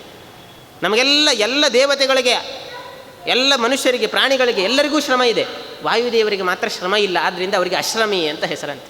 ನೈವಾತ್ರ ವಿಶ್ರಮಣ ಮೈಚ್ಛದ ವಿಶ್ರಮೋತ್ಸವ. ಯಾಕೆ ಅಶ್ರಮಿ ಅವರಿಗೆ? ಇದು ಒಂದು ದೊಡ್ಡ ಭಗವಂತನ ಕಾರ್ಯ ಅಂತ ಚಿಂತನೆ ಮಾಡಿಕೊಂಡು ಮಾಡ್ತಾ ಇರೋರವರು. ಪ್ರತಿಯೊಬ್ಬ ಜೀವರಲ್ಲಿ ಇದ್ದುಕೊಂಡು ಹಂಸಮಂತ್ರವನ್ನು ಜಪ ಮಾಡ್ತಾ ಇದು ಒಂದು ದೊಡ್ಡ ಭಗವಂತನ ಜಪ, ಇದು ಒಂದು ದೊಡ್ಡ ಸೇವೆ ಅಂತ ಚಿಂತನೆ ಮಾಡಿಕೊಂಡು ಮಾಡ್ತಾ ಇರೋದರಿಂದ ಅದನ್ನು ಶ್ರಮ ಅಂತ ಸ್ವೀಕಾರ ಮಾಡೋದಿಲ್ಲ. ಭಗವಂತನ ಕಾರ್ಯ ಅಂದರೆ ಅದಕ್ಕೆ ಶ್ರಮ ಇಲ್ಲ ಅಂತ ಹೇಳ್ತಾರೆ ಅವರು. ಲಂಕಾಪಟ್ಟಣಕ್ಕೆ ಹೋಗಬೇಕಾದ್ರೆ ಮಧ್ಯದಲ್ಲಿ ಮೈನಾಕ ಪರ್ವತ ಎದ್ದು ಬಂತು, ವಿಶ್ರಾಂತಿ ತಗೋ ಅಂತ. ಇದು ಭಗವಂತನ ಕಾರ್ಯ, ವಿಶ್ರಾಂತಿ ಸಲ್ಲ ಅಂತ ಹೇಳಿದರು. ಆದ್ದರಿಂದ ಭಗವಂತನ ಕಾರ್ಯ ಅಂತ ಮಾಡ್ತಕ್ಕಂಥವ್ರು, ಇದರಿಂದಲೇ ಜೀವೋತ್ತಮತ್ವ ಸಿದ್ಧ ಆಗುತ್ತೆ. ಆದ್ದರಿಂದ ಎಲ್ಲಿವರೆಗೂ ದೇಹದಲ್ಲಿ ವಾಯುದೇವರು ಅದನ್ನೇ ಹೇಳ್ತಾರೆ, ಒಳಗಡೆ ದೇಹದಲ್ಲಿ ವಾಯುದೇವರು ಇರೋ ತನಕ ಮಾತ್ರ ನಮಗೆ ಬೆಲೆ, ಎಲ್ಲ ಬೇಕಾದಷ್ಟು ಬೆಲೆ ಇರ್ತದೆ. ಆಮೇಲೆ ಎಲ್ಲಿ ವಾಯುದೇವರು ನಮ್ಮ ದೇಹದಿಂದ ಹೊರಗೆ ಹೋಗ್ತಾರೋ ಆ ಸಂದರ್ಭದಲ್ಲಿ ಹಿತ್ತಲ ಕಸಕ್ಕಿಂತ ಕಡೆಯಾಯಿತು ಈ ದೇಹ. ಆದ್ದರಿಂದ ಆವಾವನು ದೇಹದೊಳಗಿರಲು ಹರಿತಾ ನೆಲಸಿಹನು, ಆವಾವನು ತೊಲಗೆ ಹರಿತಾ ತೊಲಗುವ ಆವಾವನು ದೇಹದಳು ಹೊರ ನಿಯಾಮಕನು ಆವಾಯು ನಮ್ಮ ಕುಲಗುರುರಾಯನು ಅಂತ ಬಹಳ ಉತ್ತಮವಾಗಿರ್ತಕ್ಕಂತಹ ಮಹತ್ವವನ್ನು ತಿಳಿಸಿಕೊಡ್ತಾ ಇದ್ದಾರೆ. ಇನ್ನು ಹೇಳ್ತಾರೆ, ಕರ್ಣಾಭಿಮಾನಿನಿ ಸುರರು ದೇಹವ ಬಿಡಲು ಕುರುಡ ಕಿವುಡ ಮೂಕನೆಂದೆನಿಸುವ ಪರಮ ಮುಖ್ಯ ಪ್ರಾಣ ತೊಲಗಲಾಲಾಚೆ ಅರಿತು ಪೇಣನೆಂದು ಪೇಳುವರು ಬುಧಜನ. ಹೇಳ್ತಾ ಇದ್ದಾರೆ ನೋಡ್ರಿ, ಎಷ್ಟು ಇದು ಒಂದು ಉಪನಿಷತ್ತಿನ ಸಂಗ್ರಹ. ಹಿಂದಿಂದು ಒಂದು ಅಶ್ರಮಿ ಅಂತ ಅನ್ನೋದು ಉಪನಿಷತ್ತಿನ ಸಂಗ್ರಹ, ಇದು ಒಂದು ಉಪನಿಷತ್ತಿನ ಸಂಗ್ರಹ ವಾಯುದೇವರದು. ಏನು ಅಂತಂದರೆ, ವಾಯುದೇವರು ಒಮ್ಮೆ ದೊಡ್ಡ ಬ್ರಹ್ಮದೇವರಲ್ಲಿ ಒಂದು ದೊಡ್ಡ ಚರ್ಚೆ ಆಯ್ತಂತೆ ಸಭೆಯಲ್ಲಿ. ಏನು ಚರ್ಚೆ ಅಂತಂದರೆ, ಯಾರು ಶ್ರೇಷ್ಠರು ಅಂತ ತೀರ್ಮಾನ ಆಗಬೇಕು. ದೇವತೆಗಳಲ್ಲಿ ತೀರ್ಮಾನ ಆಗಬೇಕು. ಅದಕ್ಕೋಸ್ಕರ ಎಲ್ಲರೂ ಹೇಳಿದರಂತೆ ನಾನು ಶ್ರೇಷ್ಠ. ಕಣ್ಣಿಗೆ ಅಭಿಮಾನಿಯಾಗಿರ್ತಕ್ಕಂಥ ಸೂರ್ಯ ಹೇಳಿದಂತೆ ನಾನು ಶ್ರೇಷ್ಠ. ಕಣ್ಣಿಲ್ಲದೆ ಇದ್ದರೆ ಇವತ್ತು ಜೀವನನೇ ಇಲ್ಲ, ಎಲ್ಲವನ್ನು ನೋಡಬೇಕಾಗತ್ತೆ, ಬೇಕಾದಷ್ಟು ಇದಾಗತ್ತೆ ಅಂತ. ಅದಕ್ಕೋಸ್ಕರ ಕಣ್ಣಿಗೆ ಅಭಿಮಾನಿ ಸೂರ್ಯ ಹೇಳಿದ ನಾನು ಶ್ರೇಷ್ಠ. ಕಣ್ಣು ಪ್ರವೃತ್ತಿ ಮಾಡಬೇಕು ಅಂದರೆ ಕಿವಿ ಕೇಳಬೇಕು ಮೊದಲಿಗೆ. ಆದ್ದರಿಂದ ಕಿವಿಗೆ ಅಭಿಮಾನಿ ಚಂದ್ರ ಹೇಳಿದ ನಾನು ಶ್ರೇಷ್ಠ ಅಂತ. ಅದಕ್ಕೆ ಇಲ್ಲ, ಮಾತಿಗೆ ಅಭಿಮಾನಿ ಅಗ್ನಿದೇವರು ಹೇಳಿದರು, ಕಣ್ಣು ಕಿವಿ ಎರಡೂ ಸರಿ ಇದ್ದರು, ಮಾತೇ ಬರಲಿಲ್ಲ ಅಂದರೆ ಏನು ಜೀವನ ಮಾಡ್ತಾನೆ ಅವನು. ಅದಕ್ಕೆ ಮಾತಿಗೆ ಅಭಿಮಾನಿ ಅಗ್ನಿದೇವರು ಹೇಳಿದರು, ಅಗ್ನಿ ನಾನು ಶ್ರೇಷ್ಠ ಅಂತ. ಬೇರೆ ಎಲ್ಲ ಕಿರಿಕಿರಿ ಆಯಿತು, ಅಷ್ಟು ಇದೆಲ್ಲ ಆಯಿತು. ಕೊನೆಗೆ ದೇವತೆಗಳ ಹತ್ರ ಬಂದ್ರಂತೆ. ದೇವತೆಗಳ ಹತ್ರ ಬ್ರಹ್ಮದೇವರ ಹತ್ರ ಬಂದಾಗ ಯಾರು ಶ್ರೇಷ್ಠರು ಅಂತ ತೀರ್ಮಾನ ಆಗಬೇಕು, ಅದಕ್ಕೋಸ್ಕರ ನೀವು ತೀರ್ಮಾನ ಮಾಡಬೇಕು ಅಂತ ಹೇಳಿದಾಗ ಅದಕ್ಕೋಸ್ಕರ ಕೇಳಿದ್ರಂತೆ. ಒಂದು ದೇಹವನ್ನು ಕೊಟ್ಟರಂತೆ. ಒಂದು ದೇಹದಲ್ಲಿ ನಿರಂತರ ನಿಮ್ಮ ಕೆಲಸವನ್ನು ಪ್ರವೇಶ ಮಾಡಿರಿ. ನಿಮ್ಮ ಕೆಲಸವನ್ನು ನಿರಂತರ ಶುರು ಮಾಡಿದಾಗ ಯಾರಿಗೆ ಅವರ ಕೆಲಸವನ್ನು ನಿಲ್ಲಿಸಬಾರ್ದು. ಅವರ ಕೆಲಸವನ್ನು ನಿರಂತರವಾಗಿ ನಡೆಸ್ತಾ ಇರತಕ್ಕಂಥದ್ದು ಅವರು ಒಳ್ಳೆಯ ಉತ್ತಮರಾಗಿರ್ತಕ್ಕಂಥವ್ರು ಅಂತ ತೀರ್ಮಾನ ಮಾಡಿದರು. ಅದಕ್ಕೋಸ್ಕರ ಮಾಡಿದ್ರಂತೆ. ಯಾರು ಮಾಡಿದರು? ಕರ್ಣಾಭಿಮಾನಿನಿ ಸುರರು ದೇಹವ. ಕರ್ಣ ಅಂದರೆ ಇಂದ್ರಿಯಗಳು ಅಂತ ಅರ್ಥ. ಒಬ್ಬೊಬ್ಬ ಇಂದ್ರಿಯ ಕೆಲಸ ಶುರು ಮಾಡ್ತು. ಕಣ್ಣಿಗೆ ಅಭಿಮಾನಿ ಸೂರ್ಯ ತನ್ನ ಕೆಲಸ ಶುರು ಮಾಡಿದ. ಏನು ಮಾಡಿದ? ಇವತ್ತು ನಮ್ಮ ಹಾಗೆ ನಿರಂತರವಾಗಿ ಚಿತ್ರವನ್ನು ನೋಡೋದು, ಟಿ ವಿ ಮುಂದೆ ಕೂತ್ರೆ ಲೆಕ್ಕನೇ ಇರೋದಿಲ್ಲ ಅಲ್ಲ. ನಿರಂತರವಾಗಿ ಕಣ್ಣು ಮಾಡಿ ನೋಡಿದರೆ ಏನಾಗುತ್ತೆ? ಕಣ್ಣು ಹೋಗುತ್ತೆ ಒಂದು ದಿವಸ ಅಷ್ಟೇ. ಅಂದರೆ ಏನರ್ಥ ಆಯಿತು? ಕಣ್ಣಿಗೂ ಕೂಡ ಶ್ರಮ ಪ್ರವೇಶ ಆಯಿತು. ನಾನು ಆಗಲೇ ಹೇಳಿದೆ, ಎಲ್ಲ ಇಂದ್ರಿಯಗಳಿಗೂ ಶ್ರಮ ಪ್ರವೇಶ ಆಗಿ ಕಣ್ಣು ಹೋಗ್ತದೆ ಒಂದು ಆಯಿತು. ಕಾರಣ ಆದ್ದರಿಂದ ಏನಂತ ಕರೆದ್ರು ಅವನ್ನ? ಬರೀ ಕುರುಡ ಅಂತ ಕರೆದ್ರು ಅಷ್ಟೇ. ಕಿವಿಗೆ ತನ್ನ ಕೆಲಸ ಶುರು ಮಾಡಿತು. ಬೇಕಾದಷ್ಟು ಕಿವಿಯ ಹತ್ತಿರದಲ್ಲೇ ಇಟ್ಕೊಂಡು ಕೇಳೋದು. ಬೇರೆ ದೂರ ಕೇಳಿದ್ರೆ ಸಮಾಧಾನ ಆಗೋದಿಲ್ಲ ಅಂಥೇಳಿ ಹತ್ತಿರದಲ್ಲೇ ಇಟ್ಕೊಂಡು ಕೇಳ್ತಾರೆ ಇವತ್ತು. ಅದನ್ನು ಕೇಳಿದ. ಆದ್ದರಿಂದ ಏನಾಯಿತು? ಕಿವಿ ಡಬ್ಬ ಹಾಕ್ಕೊಳ್ತು. ಇನ್ನು ಕಣ್ಣು ಕಿವಿ ಎಲ್ಲ ಇಂದ್ರಿಯಗಳಿಗೂ ಹೋಗ್ತು. ಆದರೆ ಅವನನ್ನು ಕುರುಡ ಕಿವುಡ ಅಂತ ಕರೆದ್ರೆ ಹೊರತು ಅವನು ನಿರ್ಜೀವ ಶವ ಅಂತಲೂ ಯಾರೂ ಕರೀಲಿಲ್ಲ. ಯಾವಾಗ ಮುಖ್ಯ ಪ್ರಾಣದೇವರು ಹೊರಗೆ ಹೋಗ್ತಾರೋ ಆವಾಗ ಮಾತ್ರ ಅವನನ್ನು ಶವ ಅಂತ ಕರೆದು. ಇದು ನೋಡ್ರಿ ಯಾರು ಶ್ರೇಷ್ಠರು ಅಂತ ತೀರ್ಮಾನ ಆಗತ್ತೆ ಅಂತ ಹೇಳ್ತಾರೆ. ಆದ್ದರಿಂದ ಬಹಳ ಮುಖ್ಯವಾಗಿ ಗಮನಿಸಬೇಕು. ಎರಡು ವಿಶೇಷಣಗಳು ಇವು. ಒಂದು ಅಶ್ರಮಿ ಅಂತ ಹೇಳಿದ್ರಲ್ವ, ಅದು ಎರಡು ಉಪನಿಷತ್ತುಗಳಲ್ಲಿ ಬಂದಿದೆ. ಇನ್ನೊಂದು ಬೃಹದಾರಣ್ಯಕ ಉಪನಿಷತ್ತಲ್ಲಿ ಬಂದಿದ್ದನ್ನು ಸಂಗ್ರಹ ಮಾಡ್ತಾರಲ್ಲಿ. ಆ ಕಥೆಯೂ ಇದೆ. ಅಂದರೆ ಆ ಕಥೆಯನ್ನು ಹೆಂಗೆ ಸಂಗ್ರಹ ಮಾಡಿದ್ದಾರೆ ಅಂದರೆ, ಒಮ್ಮೆ ದೇವತೆಗಳಲ್ಲಿ ಇದೇ ಪ್ರಸಂಗ. ದೇವತೆಗಳಲ್ಲಿ ದೈತ್ಯರಿಂದ ದೊಡ್ಡ ಅಪಜಯ ಉಂಟಾಯ್ತಂತೆ ದೇವತೆಗಳಿಗೆ. ಆ ಸಂದರ್ಭದಲ್ಲಿ ದೇವತೆಗಳೆಲ್ಲ ಒಂದು ದೊಡ್ಡ ಭಗವಂತನ ಆರಾಧನೆಯನ್ನು ಮಾಡಿ ಭಗವಂತನ ಸಹಕಾರದಿಂದ ಜೈವನ ಸಂಪಾದನೆ ಮಾಡಿಕೊಳ್ಬೇಕು ಅಂತ ತೀರ್ಮಾನ ಮಾಡಿದರಂತೆ. ಆ ಸಂದರ್ಭದಲ್ಲಿ ಹಾಗಾದರೆ ಆರಾಧನೆ ಮಾಡಬೇಕಾದ್ರೆ ಪ್ರತಿಮೆ ಮಾಡಬೇಕಲ್ವ? ಭಗವಂತನ ಆರಾಧನೆಗೆ ದೊಡ್ಡ ಸುವರ್ಣಮಯವಾಗಿರ್ತಕ್ಕಂತಹ ಪ್ರತಿಮೆಯನ್ನು ನಿರ್ಮಾಣ ಮಾಡಿಕೊಂಡ್ರಂತೆ. ಅದರಲ್ಲಿ ಭಗವಂತನ ಆವಾಹನೆಯನ್ನು ಮಾಡಿಕೊಂಡು ಭಗವಂತನ ಅನುಗ್ರಹವನ್ನು ಸಂಪಾದನೆ ಮಾಡಬೇಕು ಅಂತ ತೀರ್ಮಾನ ಮಾಡಿದ್ದಾರೆ. ದೈತ್ಯರಿಗೆ ಗೊತ್ತಾಯಿತು, ನಮ್ಮನ್ನು ಸೋಲಿಸಬೇಕು ಅನ್ನೋ ಉದ್ದೇಶದಿಂದ ಈ ಕೆಲಸವನ್ನು ಮಾಡ್ತಾ ಇದ್ದಾರೆ ದೇವತೆಗಳು. ಆದ್ದರಿಂದ ನಮ್ಮ ಮೂಲ ಗುರುಗಳಾಗಿರ್ತಕ್ಕಂಥ ಕಲಿಯಗೆ ಹೋಗೋಣ ಅಂತ ದೈತ್ಯರೆಲ್ಲ ಕಲಿ ಹತ್ತಿರ ಬಂದ್ರಂತೆ. ಕಲಿ ಅನ್ನಂತೆ ಹೀಗೆ ಮಾಡ್ತಾ ಇದ್ದಾರೆ ದೇವತೆಗಳೆಲ್ಲ. ಭಗವಂತನ ಅನುಗ್ರಹ, ಭಗವಂತನ ಸಹಕಾರ ಸಿಕ್ತು ಅಂತಂದರೆ ನಮ್ಮನ್ನು ಯಾರೂ ಕೂಡ ನಾವು ಗೆಲ್ಲಿಕ್ಕಾಗೋದಿಲ್ಲ, ಆದ್ದರಿಂದ ನೀನೇ ಹೇಗಾದರೂ ಮಾಡಬೇಕು ಅಂತ ಕಲಿಗೆ ಶರಣಾಗತರಾದರಂತೆ ಎಲ್ಲರೂ ಕೂಡ. ಕಲಿ ಅನ್ನಂತೆ, ನಾನು ಅಭಯ ನಿಮಗೆ ಕೊಡ್ತೇನೆ, ಅವರ ಪೂಜೆ ನಿರ್ವಿಘ್ನವಾಗಿ ನಡೆದರೆ ತಾನೇ, ಪೂಜೆನೇ ನಡೀಲಿಕ್ಕೆ ಬಿಡೋದಿಲ್ಲ ಅಂತ. ಹೊರಗೇನು ಮಾಡಿದ್ದಂತೆ, ಬಂದು ಯಾವ ದೇವತಾ ಪ್ರತಿಮೆಯನ್ನು ಆವಾಹನೆ ಮಾಡಿದ್ರೋ ಆ ದೇವತಾ ಪ್ರತಿಮೆಯಲ್ಲಿ ಬಂದು ಕೂತುಬಿಟ್ನಂತೆ. ಭಗವಂತನ ಸನ್ನಿಧಾನ ಎಲ್ಲಿರಬೇಕು? ಎತ್ರ ಕಲಿಹೆ ತತ್ರನ ಭಗವಂತನ ಸನ್ನಿಧಾನ ಇರೋದೇ ಇಲ್ಲ. ಭಗವಂತನ ಸನ್ನಿಧಾನ ಹೊರಟೇ ಹೋಯಿತು. ಏನು ಮಾಡಬೇಕು? ಅದಕ್ಕೋಸ್ಕರ ಅಚಲ ಪ್ರತಿಮೆಯಲ್ಲಿ ಪೂಜೆ ಮಾಡಿದರೆ ಹೀಗಾಗತ್ತೆ ಅಂಥೇಳಿ ಚಲ ಪ್ರತಿಮೆಯಲ್ಲಿ ಮಾಡೋಣ ಅಂಥೇಳಿ ಅಗ್ನಿದೇವರನ್ನು ಕರೆಸಿದ್ರಂತೆ. ಅಗ್ನಿದೇವರನ್ನು ಕರೆಸಿ ಅಗ್ನಿದೇವರಲ್ಲೇ ಆವಾಹನೆ ಮಾಡಿದ್ದಾರೆ ಭಗವಂತನನ್ನು.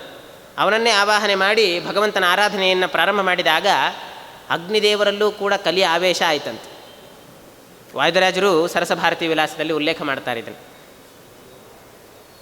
ಆ ಅಗ್ನಿದೇವರಾಯಿತು, ಅಗ್ನಿದೇವರಿಗೂ ಆಗಲಿಲ್ಲ, ಬೇಕಾದಷ್ಟು ಇಂದ್ರದೇವರು ಬಂದರು, ಇಂದ್ರದೇವರಲ್ಲೂ ಕಲಿಯ ಪ್ರವೇಶ ಆಯಿತು.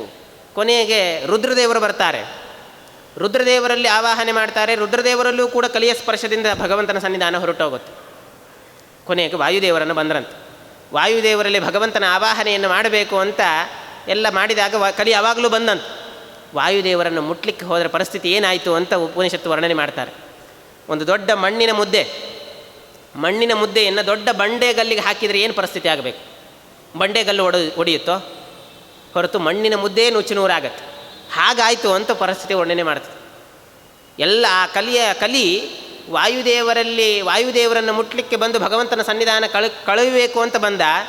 ಏನಾಯಿತು ಅಂತಂದರೆ ಮಣ್ಣಿನ ಮುದ್ದೆ ಚೂರು ಚೂರು ಹೇಗಾಗಬೇಕು ಹಾಗೆ ನುಚ್ಚುನೂರಾದನಂತೆ. ವಾಯುದೇವರನ್ನು ಮುಟ್ಟಿದರೆ ಸಾಕು. ಆದ್ದರಿಂದ ಅವತ್ತಿನಿಂದ ಉಪನಿಷತ್ತುಗಳು ದೇವತೆಗಳು ಹೆಸರು ಕೊಟ್ಟರಂತೆ. ಏನು ಅಂತಂದರೆ ಆಖಣಾಶ್ಮ ಸಮ ಅಂತ ವಾಯುದೇವರಿಗೆ ಇದು ಉಪನಿಷತ್ತಿನಲ್ಲಿ ಬರತಕ್ಕಂತಹದ್ದು. ಆಖಣಾಶ್ಮ ಸಮ ಅಂತ ವಾಯುದೇವರಿಗೆ ಹೆಸರು ಕೊಟ್ಟಿದ್ದು. ಅಶ್ಮ ಅಂದರೆ ಸಂಸ್ಕೃತದಲ್ಲಿ ಕಲ್ಲು ಅಂತ ಅರ್ಥ. ಖಣ ಅಶ್ಮ ಅಂತಂದರೆ ಖಣ ಅಂದರೆ ತುಂಡಾಗೋದು ಅಂತ ಅರ್ಥ. ತುಂಡಾಗುವಂತಹ ಕಲ್ಲು ಅಂತ. ಈ ತುಂಡಾಗುವಂತಹ ಬರೇ ಅಖಣಶ್ಮ ಸಮ ಅಂದರೆ ತುಂಡಾಗದೇ ಇರತಕ್ಕಂತಹ ಕಲ್ಲು ಅಂತ ಅರ್ಥ. ಅಂದರೆ ನಿಷೇಧಾಕ್ಷರ. ಆದ್ದರಿಂದ ತುಂಡಾಗದೇ ಇರುವಂತಹ ಕಲ್ಲು. ಇವರು ಬರೀ ಅಖಣಶ್ಮ ಸಮರು ಅಲ್ಲ, ಆಖಣಾಶ್ಮ ಸಮರು ಅಂತ ದೀರ್ಘ ಹೇಳಿದರು. ಆಖಣಾಶ್ಮ ಸಮರು ಅಂದರೆ ತುಂಡಾಗೋದೇ ಇರಲಿ, ಕಲಿಯ ಆವೇಶ ಸಂಸ್ಪರ್ಶಕ್ಕೆ ಒಳಗಾದಾಗ ಅಳಗಾಡದೇ ಇರತಕ್ಕಂಥ ಒಂದು ದೊಡ್ಡ ಬಂಡೆಗಲ್ಲು ಅಂತ ವರ್ಣನೆ ಮಾಡಿದರು. ಅಳಗಾಡದೇ ಇರತಕ್ಕಂಥ ಒಂದು ದೊಡ್ಡ ಬಂಡೆಗಲ್ಲು ವಾಯುದೇವರು ಅಂತ. ವಾಯುದೇವರು ದೊಡ್ಡ ಪ್ರತಿಮೆ, ಭಗವಂತನಿಗೆ ಪ್ರತಿಮೆ. ಅದನ್ನೇ ಮುಂದೆ ಹೇಳ್ತಾರೆ ಅಂತ ಹೇಳಿದ್ನಲ್ಲ, ವಾಯುದೇವರು ಭಗವಂತನಿಗೆ ದೊಡ್ಡ ಪ್ರತಿಮೆ. ಆದ್ದರಿಂದ ಯಾವ್ಯಾವ ಜಡವಾಗಿರ್ತಕ್ಕಂತಹ ಪ್ರತಿಮೆಯಲ್ಲಿ ನಾವು ಪೂಜೆ ಮಾಡಬೇಕಾದರೂ ಕೂಡ ಮೊದಲಿಗಲ್ಲಿ ವಾಯುದೇವರ ಆವಾಹನೆಯನ್ನು ಮಾಡಿದ ಮೇಲೇ ಭಗವಂತನ ಆವಾಹನೆಯನ್ನು ಮಾಡಬೇಕಂತ. ಇವತ್ತು ನಾವು ವೈಶ್ವದೇವವನ್ನು ಮಾಡ್ತೇವೆ. ವೈಶ್ವದೇವದಲ್ಲಿ ಮೊದಲು ಅಗ್ನಿಯ ಧ್ಯಾನ ಆದಮೇಲೆ ಅಗ್ನ್ಯಂತರ್ಗತನಾಗಿ ವಾಯುದೇವರನ್ನು ಧ್ಯಾನ ಮಾಡಬೇಕು. ಆ ವಾಯುದೇವರನ್ನು ಧ್ಯಾನ ಮಾಡಿದ ಮೇಲೆ ವಾಯುದೇವರ ಅಂತರ್ಯಾಮಿಯಾಗಿರ್ತಕ್ಕಂಥ ಪರಶುರಾಮ ದೇವರನ್ನು ಧ್ಯಾನ ಮಾಡಬೇಕು ಅಂತ ಕ್ರಮ ಇರೋದು. ಆದ್ದರಿಂದ ಯಾಕೆ ಅಂತಂದರೆ ವಾಯುದೇವರ ಸನ್ನಿಧಾನ ಇದ್ದಾಗ ಮುಖ್ಯ ಭಗವಂತನ ಪ್ರತಿಮೆ ಚಲಪ್ರತಿಮೆ ಅಂತ ಕರೀತಾರೆ. ಅಚಲ ಪ್ರತಿಮೆಯಲ್ಲಿ ಭಗವಂತನ ಸನ್ನಿಧಾನ ಹೇಗಿರಬೇಕೋ ಅದಕ್ಕಿಂತಲೂ ಹೆಚ್ಚು ವಾಯುದೇವರಲ್ಲಿ ಭಗವಂತನ ಸನ್ನಿಧಾನ ಇರ್ತದೆ. ಆದ್ದರಿಂದ ನಾವು ಗಮನಿಸ್ಬೋದು, ಎಲ್ಲ ಯತಿಗಳ ವ್ಯಾಸರಾಜ ಗುರು ಸಾರ್ವಭೌಮರು ಅನೇಕ ಕಡೆ ಬರೀ ಪ್ರಾಣದೇವರ ಪ್ರತಿಷ್ಠಾಪನೆಯನ್ನು ಮಾಡಿದರು. ಅಲ್ಲ, ದೇವ್ರ ಪ್ರತಿಷ್ಠಾಪನೆಯನ್ನು ಮಾಡ್ಬೋದಾಗಿತ್ತಲ್ಲ, ಪ್ರಾಣದೇವರ ಪ್ರತಿಷ್ಠಾಪನೆಯನ್ನು ಯಾಕೆ ಮಾಡಿದರು ಅಂತ ಒಂದು ದೊಡ್ಡ ಸಂದೇಹ ಅಲ್ವಾ? ಎಲ್ಲರಿಗೂ ಶ್ರೀನಿವಾಸ ದೇವರ ಪ್ರತಿಮೆಯನ್ನು ಪ್ರತಿಷ್ಠಾಪನೆ ಮಾಡ್ಬೋದಾಗಿತ್ತು. ಬೇಕಾದಷ್ಟು ಪ್ರಾಣದೇವರ ಪ್ರತಿಮೆಯನ್ನು ಪ್ರಸ್ಥಾಪನೆ ಮಾಡಿದ್ದಾರೆ ಅಂತಂದರೆ ಪ್ರಾಣದೇವರೇ ಒಂದು ದೊಡ್ಡ ಪರಮಾತ್ಮನ ಪ್ರತಿಮೆ. ಆದ್ದರಿಂದ ಪ್ರಾಣದೇವರ ಪ್ರತಿಮೆಯನ್ನು ಸ್ಥಾಪನೆ ಮಾಡಿದರೆ ದೊಡ್ಡ ಭಗವಂತನ ಪ್ರತಿಮೆಯನ್ನು ಸ್ಥಾಪನೆ ಮಾಡಿದ ಅಷ್ಟೇ ಪುಣ್ಯ. ಯಾಕೆ ಅಂತಂದರೆ ಬೇರೆ ಕಡೆ ಆದರೆ ಭಗವಂತನ ಸನ್ನಿಧಾನ ಇರ್ತದೋ ಇಲ್ಲೋ, ಆದರೆ ಪ್ರಾಣದೇವರ ಪ್ರತಿಮೆಯಲ್ಲಿ ನಿತ್ಯವಾಗಿ ಭಗವಂತನ ಪ್ರತಿಮೆಯ ಸನ್ನಿಧಾನ ಇದ್ದೇ ಇರ್ತದೆ ಅನ್ನೋ ಉದ್ದೇಶದಿಂದ ಎಲ್ಲ ಕಡೆ ಪ್ರಾಣದೇವರ ಪ್ರತಿಮೆಯನ್ನು ವ್ಯಾಸರಾಜ ಗುರು ಸಾರ್ವಭೌಮರು ಸ್ಥಾಪನೆ ಮಾಡಿದ್ದಾರೆ. ಈ ಉದ್ದೇಶ ಅದು ವಾಯುದೇವರ ಒಂದು ಅಭೂತಪೂರ್ವವಾಗಿರ್ತಕ್ಕಂಥ ವೈಶಿಷ್ಟ್ಯವನ್ನು ಈ ಎರಡು ಅದನ್ನೇ ರಾಯರು ಪಾಪಾವಿದ್ಧ ದೈತ್ಯಪೂಗಾವಿದ್ಧ ಅಂತ ಎರಡು ವಿಶೇಷಣದಿಂದ ಅವರು ಸಂಗ್ರಹ ಮಾಡಿದರು. ಇಲ್ಲಿ ಶ್ರೀಪಾದರಾಜರು ಅದನ್ನು ತಿಳಿಸಿಕೊಡ್ತಾ ಇದ್ದಾರೆ. ಇದು ಉಪನಿಷತ್ತಿನಗಳ ಸಂಗ್ರಹ. ಆಖಣಾಶ್ಮ ಸಮ ಅಂತ ದೊಡ್ಡ ಬಂಡೆಗಲ್ಲು ಅಂತ ವರ್ಣನೆ ಮಾಡ್ತೀವಿ. ಏನು ರೀ ಬೈತಾ ಇದೆಯಲ್ಲ ದೊಡ್ಡ ಬಂಡೆಗಲ್ಲು ಅಂತಂದ್ರಲ್ಲ, ಭಗವಂತನ ಪ್ರತಿಮೆಗೆ ಭಗವಂತನಿಗೆ ಒಂದು ದೊಡ್ಡ ಪ್ರತಿಮೆ ಅಂತ ಚಿಂತನೆ ಮಾಡಬೇಕಂತ ನಾವು ವಾಯುದೇವರನ್ನು. ಆದ್ದರಿಂದ ಹಿಂದಿನ ಕಾಲದೆಲ್ಲ ಗುಂಡಾಚಾರರು ಗುಂಡಪ್ಪ ಅಂತೆಲ್ಲ ಇಡ್ತಿದ್ರಲ್ಲ, ಅದು ಕನ್ನಡದ ಭಾಷಾಂತರ ಅಷ್ಟೇ. ಅದನ್ನು ಅಪಹಾಸ್ಯ ಮಾಡಬಾರ್ದು. ಏನು ಗುಂಡಾಚಾರರು ಗುಂಡಪ್ಪ ಅಂತ ಯಾಕೆ ಇಡ್ತಿದ್ರಿ ಅಂತಂದರೆ ಅದು ಗುಂಡಾಚಾರರು ಅಂತಂದರೆ ಅದು ದೊಡ್ಡ ಬಂಡೆಗಲ್ಲು ಅನ್ನೋ ಅರ್ಥದಲ್ಲಿ ವಾಯುದೇವರ ಹೆಸರು ಅದೆಲ್ಲ. ಆದ್ದರಿಂದ ಅಂತಹ ಮಹತ್ವಪೂರ್ಣವಾಗಿರ್ತಕ್ಕಂತಹ ಹೆಸರನ್ನು ವಾಯುದೇವರಿಗೆ ಕೊಟ್ಟಿದ್ದೆ. ಅದನ್ನೇ ಕರಣಾಭಿಮಾನಿನಿ ಸುರರು ದೇಹವ ಬಿಡಲು ಕುರುಡ ಕಿವುಡ ಮೂಕನೆಂದೆನಿಸಿದ ಪರಮ ಮುಖ್ಯ ಪ್ರಾಣ ತೊಲಗಲ ದೇಹವನ್ನು ಅರಿತು ಪೇಣನೆಂದು ಪೇಳುವರು ಬುಧಜನ. ಅರಿತು ಅಂತಂದರೆ ಅನುಭವಕ್ಕೆ ಸಿದ್ಧವಾದದ್ದು ಅಂತ ಅರ್ಥ. ಇದು ಯಾರಿಗೂ ಕೂಡ ಇನ್ನೊಬ್ಬರು ಉಪದೇಶ ಮಾಡಬೇಕು ಅಂತಿಲ್ಲ ವಾಯುದೇವರ ಜೀವೋತ್ತಮತ್ವವನ್ನು. ಇದೆಲ್ಲ ನಮಗೆ ಅನುಭವ ಸಿದ್ಧವಾಗಿರ್ತಕ್ಕಂಥದ್ದು ವಾಯುದೇವರ ಜೀವೋತ್ತಮತ್ವ. ಆದ್ದರಿಂದ ಇಂತಹ ಸುರರೊಳಗೆ ನರರೊಳಗೆ ಸರ್ವಭೂತದೊಳಗೆ ಪರತರ ನೆನೆಸಿ ನಿಯಾಮಿಸಿ ನೆಲಸಿಹ ಹರಿಯನಲ್ಲದೆ ಬಗೆಯ ಅನ್ಯರನ್ನು ಲೋಕದಳು. ಭಗವಂತನನ್ನು ಬಿಟ್ಟರೆ ಬೇರೆ ಯಾವ ವಿಧವಾಗಿರ್ತಕ್ಕಂಥ ಅಪೇಕ್ಷೆ ಇಲ್ಲ. ಏಕಾಂತಾನಾಂ ನ ಕಸ್ಯಚಿದ್ ಅರ್ಥೇ ನಾರಾಯಣೋ ದೇವ ಸರ್ವಮನ್ಯತ್ತದರ್ಥಕಂ ಅಂತ ಹೇಳಿದ. ಭಗವಂತನನ್ನು ಬಿಟ್ಟರೆ ಬೇರೆ ಯಾರನ್ನು ಕೂಡ ಯಾವುದನ್ನು ಅಪೇಕ್ಷೆ ಪಡದೇ ಇರತಕ್ಕಂಥ ಮಹಾನುಭಾವರು ಅವರು ಸಾಧನೆ ಮಾಡಿಸ್ಲಿಕ್ಕೋಸ್ಕರನೇ ಭೂಮಿಯಲ್ಲಿ ಅವತಾರವನ್ನು ಮಾಡಿರ್ತಕ್ಕಂಥವರಾಗಿದ್ದಾರೆ. ಅಂತಹ ಗುರುಕುಲ ತಿಲಕ ಮುಖ್ಯ ಪವಮಾನನು ಅಂತಹ ಪವಮಾನ ಗುರುಕುಲ ತಿಲಕ. ಗುರುಗಳಿಗೆ ನಮ್ಮ ಗುರುಗಳ ಅನೇಕ ವಿಧವಾಗಿರ್ತಕ್ಕಂತಹ ಗುರುಗಳಲ್ಲಿ ಶ್ರೇಷ್ಠ ಗುರುಗಳು ಅಂತ ಪ್ರಾರಂಭ ಮಾಡಿ ಇಷ್ಟು 4 ಪದ್ಯಗಳಿಂದ ವಾಯುದೇವರ ಮಹತ್ವವನ್ನು ತಿಳಿಸಿ ಹನುಮಂತ ದೇವರ ಮಹತ್ವವನ್ನು ತಿಳಿಸಿಕೊಡ್ತಾ ಇದ್ದಾರೆ. ತ್ರೇತೆಯಲ್ಲಿ ರಘುಪತಿಯ ಸೇವೆ. ನಿಮಗೆಲ್ಲ ಸಾಮಾನ್ಯವಾಗಿ ಹನುಮಂತನ ಮಹತ್ವ ಗೊತ್ತಿದೆ, ಅದರಿಂದ ಹೆಚ್ಚಿನ ವಿವರಣೆಯನ್ನು ನಾನು ನೀಡೋದಿಲ್ಲ. ಎಲ್ಲಿ ಶ್ರೀಪಾದರಾಜರು ಬಹಳ ಮುಖ್ಯವಾಗಿ ಗಮನಿಸಿದ್ದಾರೆ ಅಲ್ಲಿ ಮಾತ್ರ ನಾನು ಅದರ ಕಡೆ ಗಮನ ಹರಿಸೋಣ. ತ್ರೇತೆಯಲ್ಲಿ ರಘುಪತಿಯ ಸೇವೆ ಮಾಡುವನೆಂದು ವಾತಸುತ ಹನುಮಂತನೆಂದೆನಿಸಿದ ಪೋತಭಾವದಿ ತರಣಿಬಿಂಬಕ್ಕೆ ಲಂಘಿಸಿ ಈತೆಗಣೆ ಯಾರು ಮೂರ್ಲೋಕದೊಳಗೆ. ಬಾಲ್ಯದಲ್ಲಿ ವಾಯುದೇವರ ಮಹತ್ವ ಹೆಂಗಿತ್ತು ಅಂತಂದರೆ, ವಾಯುದೇವರ ಬಾಲ್ಯದ ಚರಿತ್ರೆಯನ್ನು ವರ್ಣನೆ ಮಾಡ್ತಾ ಇದ್ದಾರೆ ಈ ಶ್ಲೋಕದಲ್ಲಿ. ಬಾಲ್ಯದಲ್ಲಿ ಹನುಮಂತ ದೇವರು ಕೇಸರಿಯ ಮಗನಾಗಿ ಅವತಾರ ಮಾಡಿ ಶತಶೃಂಗ ಪರ್ವತದಲ್ಲಿ ನಿಂತಿದ್ದರಂತೆ. ಬಾಲ್ಯದಲ್ಲಿ ಅವರು ವಿದ್ಯಾಭ್ಯಾಸ ಮಾಡಬೇಕಾದ್ರೆ ಹೇಗಿತ್ತು, ಶತಶೃಂಗ ಪರ್ವತದಲ್ಲಿ ನಿಂತಿರಬೇಕಾದ್ರೆ ಆ ತಾಯಿ ಒಮ್ಮೆ ಯಾವುದೋ ಒಂದು ವ್ಯಾಘ್ರದ ಗರ್ಜನೆಯ ಹೆದರಿಕೆಯಿಂದ ಮಗನನ್ನು ಕೆಳಗಡೆ ಬಿಸಾಕಿದ್ಲಂತೆ. ಬಿಟ್ಲು, ಕೈ ಜಾರಿತು. ತಕ್ಷಣದಲ್ಲಿ ಆ ಮಗು ಆ ಪರ್ವತದ ಮೇಲೆ ಬಿತ್ತು. ಬಿದ್ದಾಗ ಏನಾಯಿತು ಅಂತ ಹೆದರ್ಕೊಳ್ಬೇಕು ತಾಯಿ. ಆದರೆ ನೋಡಿದರೆ ಪರ್ವತವೇ ನುಚ್ಚು ನೂರಾಗಿದೆ ಅಂತ, 100 ಹೋಳಾಗಿದೆ ಅಂತ. ಶತಶೃಂಗ ಪರ್ವತ ಅಂತ ಅದಕ್ಕೆ ಸಾರ್ಥಕ ಆಯ್ತು, ಅದಕ್ಕೆ 100 ಹೋಳಾಯ್ತಂತೆ. ಆದ್ದರಿಂದ ಅಂತಹ ಒಂದು ಬಾಲ್ಯದಲ್ಲೇನೆ ಒಂದು ವಿಶೇಷವಾಗಿರತಕ್ಕಂಥ ಸಾಮರ್ಥ್ಯವನ್ನು ಮೆರೆದಿರತಕ್ಕಂಥವರು ವಾಯುದೇವರು. ಅಂತಹ ಕೇಸರಿಯ ಮಗನಾಗಿ ಹುಟ್ಟಿರ್ತಕ್ಕಂಥವ್ರು, ಕುಂತಿಯ ಮಗನಾಗಿ ಹುಟ್ಟಿರ್ತಕ್ಕಂಥವರು. ಮತ್ತು ಹನುಮಂತ ದೇವರಾಗಿ ಅವರ ವಿದ್ಯಾಭ್ಯಾಸದ ಕ್ರಮವನ್ನು ವರ್ಣನೆ ಮಾಡ್ತಾ ಇದ್ದಾರೆ. ಹೇಗೆ ಅಂತಂದರೆ, ಸೂರ್ಯನಲ್ಲಿ ವಾಲ್ಮೀಕಿ ರಾಮಾಯಣ ಸಂಗ್ರಹ ನೋಡಿದಾಗ ಸೂರ್ಯನಲ್ಲಿ ಅಧ್ಯಯನ ಮಾಡಿ ಬಂದರು ಅಂತ ಹನುಮಂತ ದೇವರು ಅಂತ ಅನಿಸುತ್ತೆ ನಮಗೆ. ಆದರೆ ಹೇಳ್ತಾರೆ, ಸೂರ್ಯಾಂತರ್ಗತನಾಗಿರ್ತಕ್ಕಂತಹ ನಾರಾಯಣನಲ್ಲಿ ಅಧ್ಯಯನ ಮಾಡಲಿಕ್ಕೋಸ್ಕರ ಹೇಳ್ತಾ ಇದ್ದಾರೆ, ತರುಣಿಗೆ ಅಭಿಮುಖನಾಗಿ ಶಬ್ದಶಾಸ್ತ್ರವ ಪಠಿಸಿ. ಸೂರ್ಯಾಂತರ್ಗತನಾಗಿರ್ತಕ್ಕಂಥ ನಾರಾಯಣನಲ್ಲಿ ಸಂಪೂರ್ಣವಾಗಿರತಕ್ಕಂಥ ವ್ಯಾಕರಣಶಾಸ್ತ್ರವನ್ನು ಅಧ್ಯಯನ ಮಾಡಿದ್ದಾನಂತೆ ಹನುಮಂತ ದೇವರು. ಸಂಪೂರ್ಣವಾದಂಥ ವ್ಯಾಕರಣಶಾಸ್ತ್ರವನ್ನು ಅಧ್ಯಯನ ಮಾಡಿದ್ದಾನಂತೆ. ಅಧ್ಯಯನ ಮಾಡಿ ಪಾಠ ಕೇಳೋದು, ಆ ಪರ್ವತದಿಂದ ನಿರಂತರವಾಗಿ ಅಲ್ಲಿ ಹೋಗೋದು, ಪಾಠವನ್ನು ಕೇಳೋದು, ಮತ್ತೆ ಪುನಃ ಓಡಿ ಬರೋದು. ಎಲ್ಲಿ ಸೂರ್ಯ, ಎಲ್ಲಿ ಶತಶೃಂಗ ಪರ್ವತ, ಹೀಗೆ ವೇಗವಾಗಿ ಹೋಗ್ತಾ ಇದ್ದಂತೆ. ಒಮ್ಮೆ ಅಭಿಮುಖವಾಗಿ ಹೋಗ್ತಾ ಇದ್ದ, ಒಮ್ಮೆ ಹಾಗೆ ತಿರುಗಿ ಬರ್ತಾ ಇದ್ದ.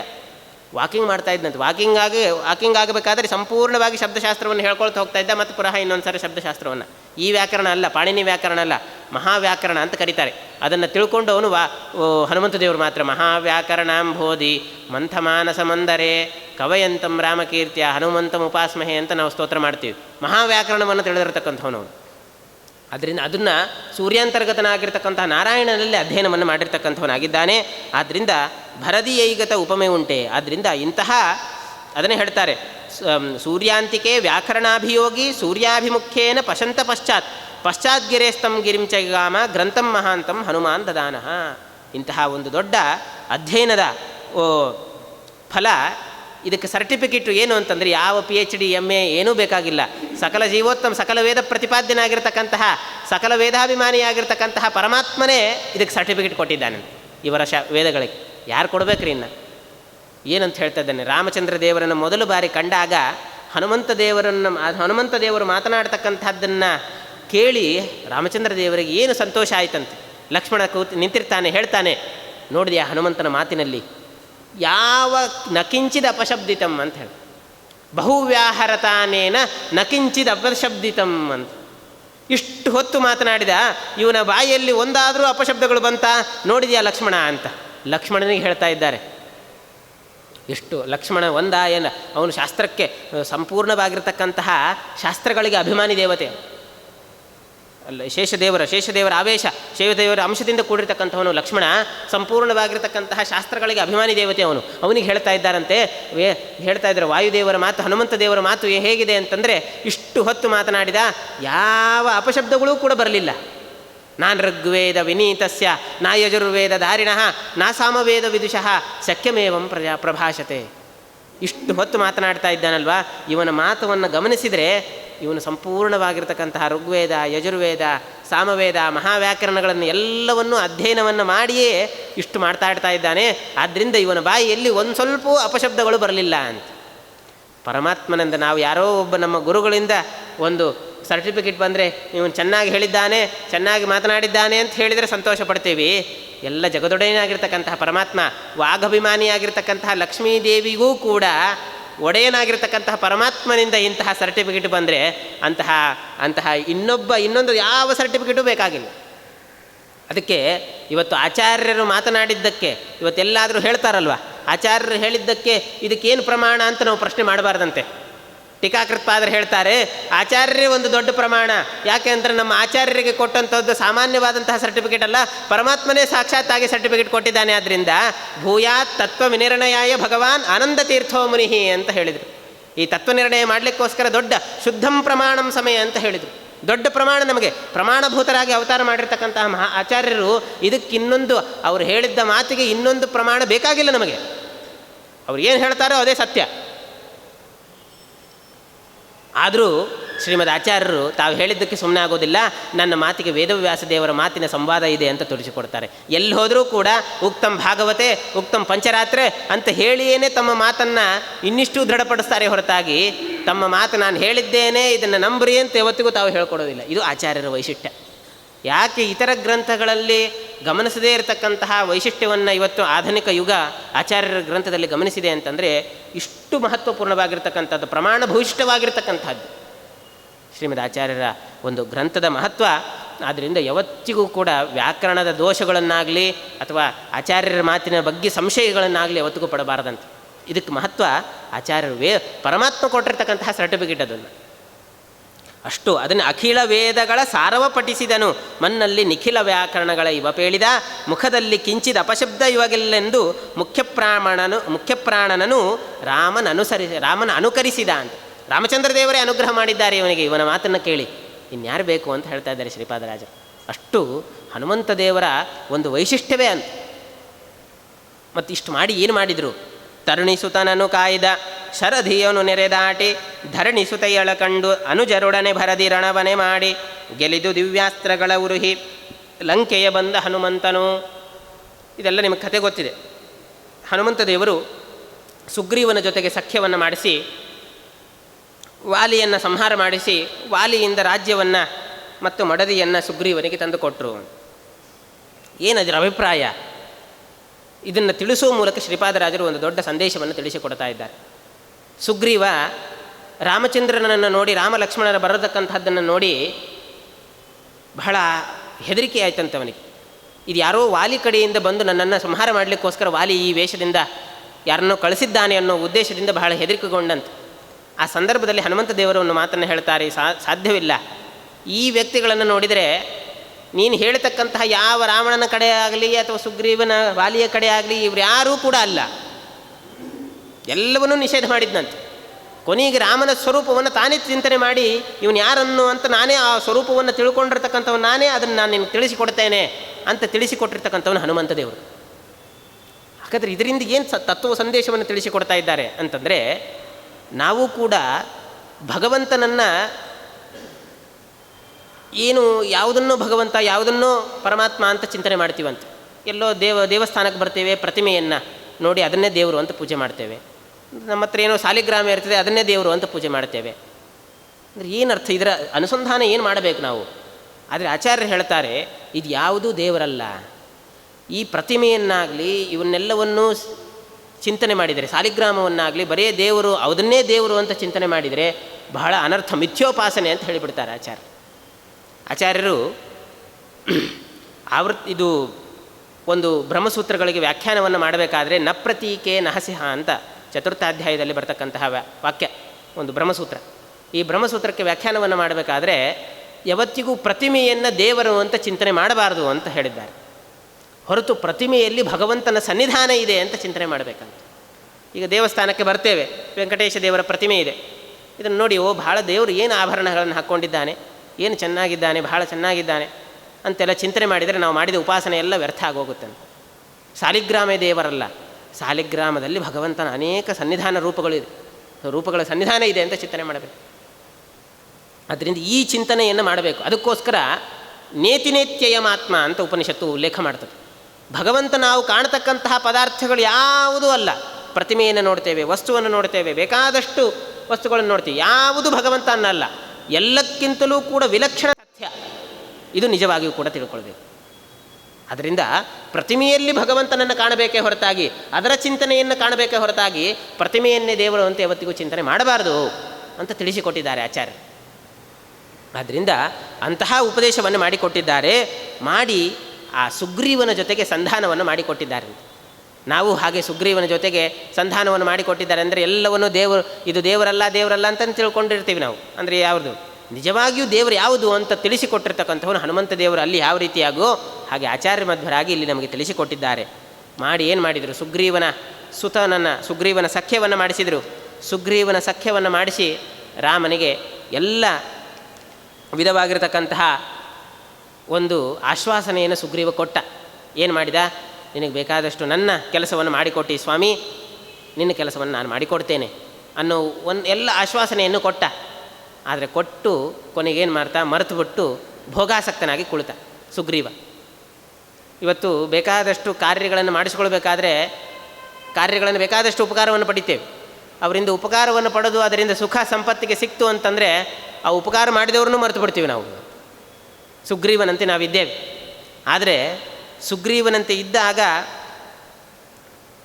ಆವಾಗ ಹನುಮಂತ ದೇವರು ಬಂದು ಎಚ್ಚರಿಸ್ತಾರಂತೆ, ರಾಮನ ಕಾರ್ಯ ಇದು, ಏನೋ ಬೇರೆ ಯಾರಿಂದಲೂ ಉಪಕಾರವನ್ನು ಪಡೆದು ನೀನು ಸುಮ್ಮನೆ ಕೂತಿದ್ರೆ ನಾನೇನು ಕೇಳ್ತಾ ಇದ್ದಿಲ್ಲ. ಆದರೆ ರಾಮನ ಕಾರ್ಯ, ಭಗವಂತ ನಿನಗೆ ಅನುಗ್ರಹ ಮಾಡಿದ್ದಾನೆ, ನಿನಗೆ ರಾಜ್ಯವನ್ನು ಒದಗಿಸಿಕೊಟ್ಟಿದ್ದಾನೆ, ನಿನ್ನ ಮಡದಿಯನ್ನು ಒದಗಿಸಿಕೊಟ್ಟಿದ್ದಾನೆ. ಅವನ ಕಾರ್ಯದಲ್ಲಿ ಯಾವತ್ತಿಗೂ ಕೂಡ ಈ ವ್ಯಾಪಾರಿ ಭಾವ ಇರಬಾರ್ದು. ನೀನು ಮಾಡಿಕೊಟ್ರೆ ನಾನು ಮಾಡಿಕೊಡ್ತೀನಿ ಅನ್ನೋ ಚಿಂತನೆ ಇರಬಾರ್ದು. ನನಗೆ ಇವತ್ತು ಇಷ್ಟು ಅನುಗ್ರಹ ಮಾಡು, ನಿನಗೆ ನಾಳೆ ಇಷ್ಟು ಉಂಡಿಗಾಗ್ತೀನಿ ಅಂತ ಚಿಂತನೆ ಇರಬಾರ್ದು. ಹಾಗೆ ಮಾಡ್ತಾರೆ. ಹಾಗೆ ಅದು ಆ ಉದ್ದೇಶದ ಯಾವತ್ತಿಗೂ ಕೂಡ ಇರಬಾರ್ದು ಭಗವದ್ಭಕ್ತರಲ್ಲಿ. ಅದಕ್ಕೆ ಪ್ರಹ್ಲಾದರಾಜರು ಪ್ರಶ್ನೆ ಮಾಡಿದರೆ, ವರವನ್ನು ಬೇಡು ಅಂತ ಕೇಳಿದಾಗ ಪ್ರಹ್ಲಾದರಾಜರಲ್ಲಿ ಸವೈ ವಣಿಕು ಅಂತ ಹೇಳ್ತಾರೆ. ನಾನೇನಾದರೂ ಒಂದು ವೇಳೆ ವರವನ್ನು ಕೇಳಿಬಿಟ್ರೆ ನಾನು ವ್ಯಾಪಾರಿ ಆಗಿಬಿಡ್ತೇನೆ. ನನಗೂ ನಿನಗೂ ವ್ಯಾಪಾರಿ ಭಾವ. ಅಂಗಡಿಗೆ ಹೋಗ್ತೇವೆ, ಒಂದಿಷ್ಟು ದುಡ್ಡು ಕೊಡ್ತೇವೆ, ಪದಾರ್ಥ ನಮಗೆ ಬೇಕಾದ್ದು ತೊಗೊಂಬರ್ತೇವೆ. ನಿನಗೆ ಬೇಕಾಗಿರೋದು ಭಕ್ತಿ ನಾವು ಕೊಟ್ವಿ, ನಮಗೆ ಬೇಕಾಗಿರತಕ್ಕಂತಹ ಆನಂದವನ್ನು ನಂಗೆ ಕೊಡ್ತೀವಿ. ಹಾಗಾದರೆ ಹೀಗಾಗಿಬಿಟ್ರೆ ವ್ಯಾಪಾರಿ ಭಾವ ಆಗಿಬಿಡ್ತದೆ. ಹಾಗೆ ಮಾಡೋದು ತಪ್ಪು. ಮಾಡಿದ್ದೀಯಾ ಹೋಗಲಿ, ಇನ್ನಾದರೂ ಭಗವಂತನಿಗೆ ಉಪಕಾರ ಸಲ್ಲಿಸಬೇಕಾಗಿರ್ತಕ್ಕಂತಹದ್ದು ನಾವು ಏನು ಸೇವೆ ಸಲ್ಲಿಸಬೇಕೋ ಅದು ಸಲ್ಲಿಸಬೇಕು. ಇಲ್ದಿದ್ರೆ ನೀ ಮಾಡದೇ ಇದ್ದರೆ ನಾನು ನಿನ್ನ ಕೈಲಿಂದ ಮಾಡಿಸ್ತೇನೆ ಅಂತ ರಾಜನನ್ನು ಕೂಡ ಎಚ್ಚರಿಸಿದ ಹನುಮಂತ ದೇವರು. ಹಾಗೆ ನಾವಿವತ್ತು ಕರ್ತವ್ಯ ಪ್ರಜ್ಞಾಹೀನರಾಗಿ ಬದುಕ್ತಿದ್ದಾಗ ನಮಗೆ ನಿಜವಾಗಿರ್ತಕ್ಕಂತಹ ಕರ್ತವ್ಯ ಏನು ಅನ್ನೋದನ್ನು ತಿಳಿಸ್ಲಿಕ್ಕೋಸ್ಕರ ಆಚಾರ್ಯರು ಹನುಮಂತ ದೇವರು ವಾಯುದೇವ ಆಚಾರ್ಯರಾಗಿ ನಮಗೆ ಅವತಾರ ಮಾಡಿದ್ದಾರೆ. ಕುರುಭುಂಶ್ವ ಚಕರ್ಮ ನಿಜಂ ನಿಯತಂ ಹರಿಪಾದ ವಿನಮ್ರತೆಯ ಸತತಂ ಅಂತ ಹೇಳಿ ಅದನ್ನು ಎಚ್ಚರಿಸಿದ್ದಾರೆ. ನಮಗೆ ನಿಜವಾಗಿಯೂ ಮೊದಲಿಗೆ ನಮ್ಮ ಕರ್ತವ್ಯ ಏನು ಅದನ್ನು ಮಾಡಬೇಕು. ಆ ಕರ್ತವ್ಯದಲ್ಲೇನೆ ಭಗವಂತನ ಒಂದು ಧರ್ಮದ ನಿಷ್ಠೆಯನ್ನು ಕಂಡು ತನ್ಮೂಲಕ ಭಗವಂತನ ಸೇವೆಯನ್ನು ಮಾಡ್ತಕ್ಕಂತಹದ್ದೇ ಇದು ನಿಜವಾಗಿಯೂ ಕೂಡ ಜೀವನದ ಸಾರ್ಥಕ ಅಂತ ತಿಳಿಸಿಕೊಟ್ಟಿರ್ತಕ್ಕಂಥವರೇ ಆಚಾರ್ಯ. ಆದ್ದರಿಂದ ಅಂತಹ ಕರ್ತವ್ಯವನ್ನು ತಿಳಿಸಿಕೊಟ್ಟು ನಮಗೆ ಅನುಗ್ರಹ ಮಾಡಿದ್ದಾನೆ ಹನುಮಂತ. ಆದ್ದರಿಂದ ಈ ಮೂಲಕ ಸುಗ್ರೀವನ ಸಖ್ಯವನ್ನು ತಿಳಿಸಿ, ಸುಗ್ರೀವನ ಸಖ್ಯವನ್ನು ನಮಗೆಲ್ಲ ಆ ರಾಮನಿಗೆ ತಿಳಿಸುವ ಮೂಲಕ ಸುಗ್ರೀವನಂತೆ ಇರತಕ್ಕಂಥ ಎಲ್ಲ ಜೀವರಿಗೂ ಕೂಡ ಭಗವಂತನ ಪ್ರಜ್ಞೆಯನ್ನು ಉಂಟು ಮಾಡತಕ್ಕಂಥವನು ನಾನೇ ಅನ್ನೋದನ್ನು ತಿಳಿಸಿಕೊಟ್ಟಿದ್ದಾರೆ. ಆದ್ದರಿಂದ ಅಂತಹ ಮಹತ್ವದವಾಗಿರ್ತಕ್ಕಂತಹ ಉಪಕಾರವನ್ನು ಮಾಡಿದ್ದಿರತಕ್ಕಂಥವರು ಹನುಮಂತ ದೇವರು ಅಂತ ತಿಳಿಸಿಕೊಟ್ಟಿದ್ದಾರೆ. ಅದನ್ನೇ ತರಣಿ ಸುತನನು ಕಾಯ್ದ ಶರಧಿಯನು ನೆರೆದಾಟಿ ಧರಣಿ ಸುತೆಯಳ ಕಂಡು ಅನುಜರೊಡನೆ ಭರದಿ ರಣವನೆ ಮಾಡಿ ಗೆಲಿದು ದಿವ್ಯಾಸ್ತ್ರಗಳ. ಧರಣಿ ಸುತೆಯಳ ಕಂಡು ಅಲ್ಲಿ ಹೇಳ್ತಾರೆ, ಮೊದಲಿಗೆ ಇಷ್ಟೆಲ್ಲ ಆಯಿತು. ಸುಗ್ರೀವ ಆಜ್ಞೆ ಮಾಡಿದ. ಸುಗ್ರೀವ ಆಜ್ಞೆ ಮಾಡಿ ಎಲ್ಲ ಕಪಿಗಳನ್ನು ಒಂದೊಂದು ದಿಕ್ಕಿಗಳಿಗೆ ಒಂದಿಷ್ಟು ಕಪಿಗಳನ್ನು ನೀವು ಸೀತೆಯನ್ನು ಹುಡುಕೊಂಡು ಬರ್ರಿ ಅಂತ ಕಳಿಸ್ತಾನೆ ಹನುಮಂತನ ಮಾತಿನ ಮೇಲೆ. ಕಳಿಸಿದರೆ ಕಪಿಗಳಿಗೆ ಏನು ಆಜ್ಞೆ? ಸುಗ್ರೀವನ ಆಜ್ಞೆ ಅಂದರೆ ಭಾರಿ ದೊಡ್ಡ ಆಜ್ಞೆ. ನೀವು ಬರದೇ ಇದ್ದರೆ ನಿಮಗೆ ಮರಣದಂಡನೇ ಶಿಕ್ಷೆ ಅಂತ. ನೀವು ಸೀತೆಯನ್ನು ಹುಡುಕೊಂಡು ಬರದೇ ಇದ್ದರೆ ಮರಣದಂಡನೇ ಶಿಕ್ಷೆ ಅಂತ ಬಹಳ ಪ್ರತಿಜ್ಞೆ ಸುಗ್ರೀವಾಜ್ಞೆಯನ್ನು ಮಾಡಿಯೇ ಕಳಿಸಿದ್ದಾನೆ. ಎಲ್ಲ ಕಪಿಗಳು ಬಹಳ ಬೇಸತ್ತು ಬಿಸಿಲಾಗಿ ತಿರುಗಿ ಸೀತೆಯನ್ನು ಕಾಣದೇನೆ ಬಹಳ ವ್ಯಥೆಯಿಂದ ಕೂತುಬಿಟ್ಟಿದ್ದಾವೆ. ಪ್ರಾಯೋಪವೇಶಕ್ಕೆ ಕುಳಿತಿದ್ದಾವಂತೆ. ಏನು ಮಾಡಬೇಕು? ಇನ್ನು ಸೀತೆ ಸಿಗೋದಿಲ್ಲ. ಎಲ್ಲ ಕಡೆ ಹುಡುಕಿ ಆಯಿತು, ಇನ್ನು ಸೀತೆಯನ್ನು ಸಿಗೋಲಿಕ್ಕೆ ಸಾಧ್ಯ ಇಲ್ಲ. ಹೀಗೆ ಹೋದರೆ ಸುಗ್ರೀವನು ನಮ್ಮನ್ನು ಉಳಿಸೋದಿಲ್ಲ. ಆದ್ದರಿಂದ ಸುಮ್ಮನೆ ಇಲ್ಲೇ ಪ್ರಾಯೋಪವೇಶಕ್ಕೆ ಕೊಳ್ಳೋಣ ಅಂತ ಎಲ್ಲರೂ ಕೂಡ ಒಂದು ಕಡೆ ಸೇರಿ ಪ್ರಾಯೋಪವೇಶಕ್ಕೆ ಕುಳಿತಾ ಇದ್ದಾರಂತೆ. ಆ ಸಂದರ್ಭದಲ್ಲಿ ಹನುಮಂತ ದೇವರು ಮತ್ತೆ ಬಂದು ಎಚ್ಚರಿಸ್ತಾ ಇದ್ದಾರೆ. ಅವರಿಗೆಲ್ಲ ಉತ್ಸಾಹವನ್ನು ತುಂಬುತ್ತಾ ಇದ್ದಾರೆ. ರಾಮನ ಬಾಲ್ಯದ ಕಥೆಗಳನ್ನು ಹೇಳಿ, ಅಲ್ಲಿವರೆಗೂ ಆಗಿರ್ತಕ್ಕಂಥ ಎಲ್ಲ ಕಥೆಗಳನ್ನು ಹೇಳಿ ಅವನಿಗೆ ಉತ್ಸಾಹವನ್ನು ತುಂಬುತ್ತಾ ಇದ್ದಾರಂತೆ. ಇದು ಜೀವೋತ್ತಮರಾಗಿರ್ತಕ್ಕಂಥವ್ರು ಮಾಡತಕ್ಕಂಥ ಉದ್ದೇಶ. ಇವತ್ತು ನಾವು ಏನೇ ಜೀವನದಲ್ಲಿ ಅನೇಕ ಕಷ್ಟಗಳನ್ನು ಅನುಭವಿಸ್ತೇವೆ. ಅನೇಕ ಕಷ್ಟ ನಷ್ಟಗಳನ್ನು ಅನುಭವಿಸಿದಾಗ, ವ್ಯಥೆಯಿಂದ ಇದ್ದಾಗ, ಪರಮಾತ್ಮನ ಕಥೆಗಳನ್ನು ಕೇಳಿದಾಗ ನಮ್ಮ ಜೀವನದಲ್ಲಿ ಆರ್ತಕ್ಕಂತಹ ಉತ್ಸಾಹ ಅದು ನಾವು ಅನುಭವಿಸಿಯೇ ಪಡೀಬೇಕೆ ಹೊರತಾಗಿ ಸುಮ್ಮನೆ ಕೇಳಿದರೆ ಅದರ ಅನುಭವ ಆಗೋದಿಲ್ಲ. ತವ ಕಥಾಮೃತಂ ತಪ್ತ ಜೀವನಂ ಕವಿಬಿರೀಡಿತಂ ಕಲ್ಮಶಾಪಹಂ. ಎಲ್ಲ ಗೋಪಿಕಾಸ್ತ್ರೀಯರು ಹೇಳ್ತಾರೆ, ಸ್ವಾಮಿ ನಿನ್ನ ಬಾಲ್ಯ ಲೀಲೆಯ ಕಥೆಗಳನ್ನು ಕೇಳಿದರೆ ಸಾಕು, ಎಲ್ಲ ವಿಧವಾಗಿರ್ತಕ್ಕಂತಹ ನಮ್ಮ ಜೀವನದಲ್ಲಿ ಏನು ಸುಟ್ಟುಕೊಂಡಿದ್ದೇವೆ, ಏನು ಕಳ್ಕೊಂಡಿದ್ದೇವೆ, ಆದರೆ ಎಲ್ಲವನ್ನು ಮರೆತು ಆನಂದದಿಂದ ಬದುಕಲಿಕ್ಕೆ ಸಾಧ್ಯವಾಗುತ್ತೆ ಅಂತ. ಅದು ಭಗವಂತನಲ್ಲಿರ್ತಕ್ಕಂತಹ ಚರಿತ್ರೆಯಲ್ಲೇ ಇರ್ತಕ್ಕಂತಹ ಮಹತ್ವ ಅದು. ಅದರಿಂದ ಕೇಳಿದ್ದೇ ಉಪನ್ಯಾಸ ಯಾಕೆ ಕೇಳಬೇಕ್ರಿ, ಬರೀ ಆಚಾರ್ಯರು ಹೇಳಿದ್ದೇ ಹೇಳ್ತಾರೆ, ರಾಮಾಯಣ ಮಹಾಭಾರತ ಮತ್ತು ವಾಯುದೇವರ ಚರಿತ್ರೆ ಮತ್ತೆ ಹಾಕಬೇಕು ಅಂತಂದರೆ ನಮ್ಮ ಜೀವನದಲ್ಲಿ ಪಡೆದದ್ದೇ ಕಷ್ಟವನ್ನು ಅನೇಕ ಬಾರಿ ಪಡಿತೇವೆ. ಆ ಪಡೆದದ್ದ ಕಷ್ಟವನ್ನು ಅನೇಕ ಬಾರಿ ಪಡೆದಾಗ ಅದರಿಂದ ಉಪಶಮನವನ್ನು ಕೂಡ ಅನೇಕ ಬಾರಿ ಪಡಿಕೋ. ಶುಗರ್ ಬಂದಿದೆ, ಒಂದು ಸಾರಿ ಬಂದಿದೆ ಅಂತ ಹೇಳಿ ಒಮ್ಮೆ ಗುಳಿಗೆ ತೊಗೊಂಡು ಬಿಟ್ಟರೆ ಸಾಕಾಗ್ತದೋ? ಸಾಕಾಗೋಲ್ಲ. ನಿರಂತರವಾಗಿ ಜೀವಮಾನ ಪರ್ಯಂತರವಾಗಿ ತಗೊಳ್ಬೇಕಾಗತ್ತೆ. ಹಾಗೆ ನಮ್ಮ ಶಾಶ್ವತವಾಗಿರತಕ್ಕಂತಹ ಪರಿಹಾರ ಅಂತಂದರೆ ಭಗವಂತನ ಕಥಾಶ್ರವಣ. ಇಂತಹ ಕಥಾಶ್ರವಣವನ್ನು ಮಾಡುವ ಮೂಲಕ ಇದು ಎಲ್ಲ ನಮ್ಮ ಜೀವನದಲ್ಲಿರ್ತಕ್ಕಂತಹ ಎಷ್ಟು ಕುಗ್ಗಿ ನೊಂದು ಬೆಂದು ಎಂಥ ಕಷ್ಟಗಳೇ ಆಗಲಿ ಅದು ಅಲ್ಲೇ ಪ್ರತ್ಯಕ್ಷವಾಗಿ ಕಂಡು ಬಂತು. ಈ ಕಡೆ ಹನುಮಂತ ಎಲ್ಲ ಕಪಿಗಳಿಗೆ ರಾಮನ ಚರಿತ್ರೆಯನ್ನು ಹೇಳ್ತಾ ಇದ್ದಾನೆ. ಸಂಪಾತಿ ರೆಕ್ಕೆ ಸುಟ್ಟುಕೊಂಡು ಬಿದ್ದಿರತಕ್ಕಂತಹ ಸಂಪಾತಿ ಆ ರೆಕ್ಕೆಗಳು ತನ್ನಷ್ಟು ತಾನೇ ಚಿಗುರಿದೆ ಅಂತ ಇದು ಪ್ರತ್ಯಕ್ಷ ಅನುಭವ ಕಂಡು ಬಂತು ಎಲ್ಲರಿಗೂ.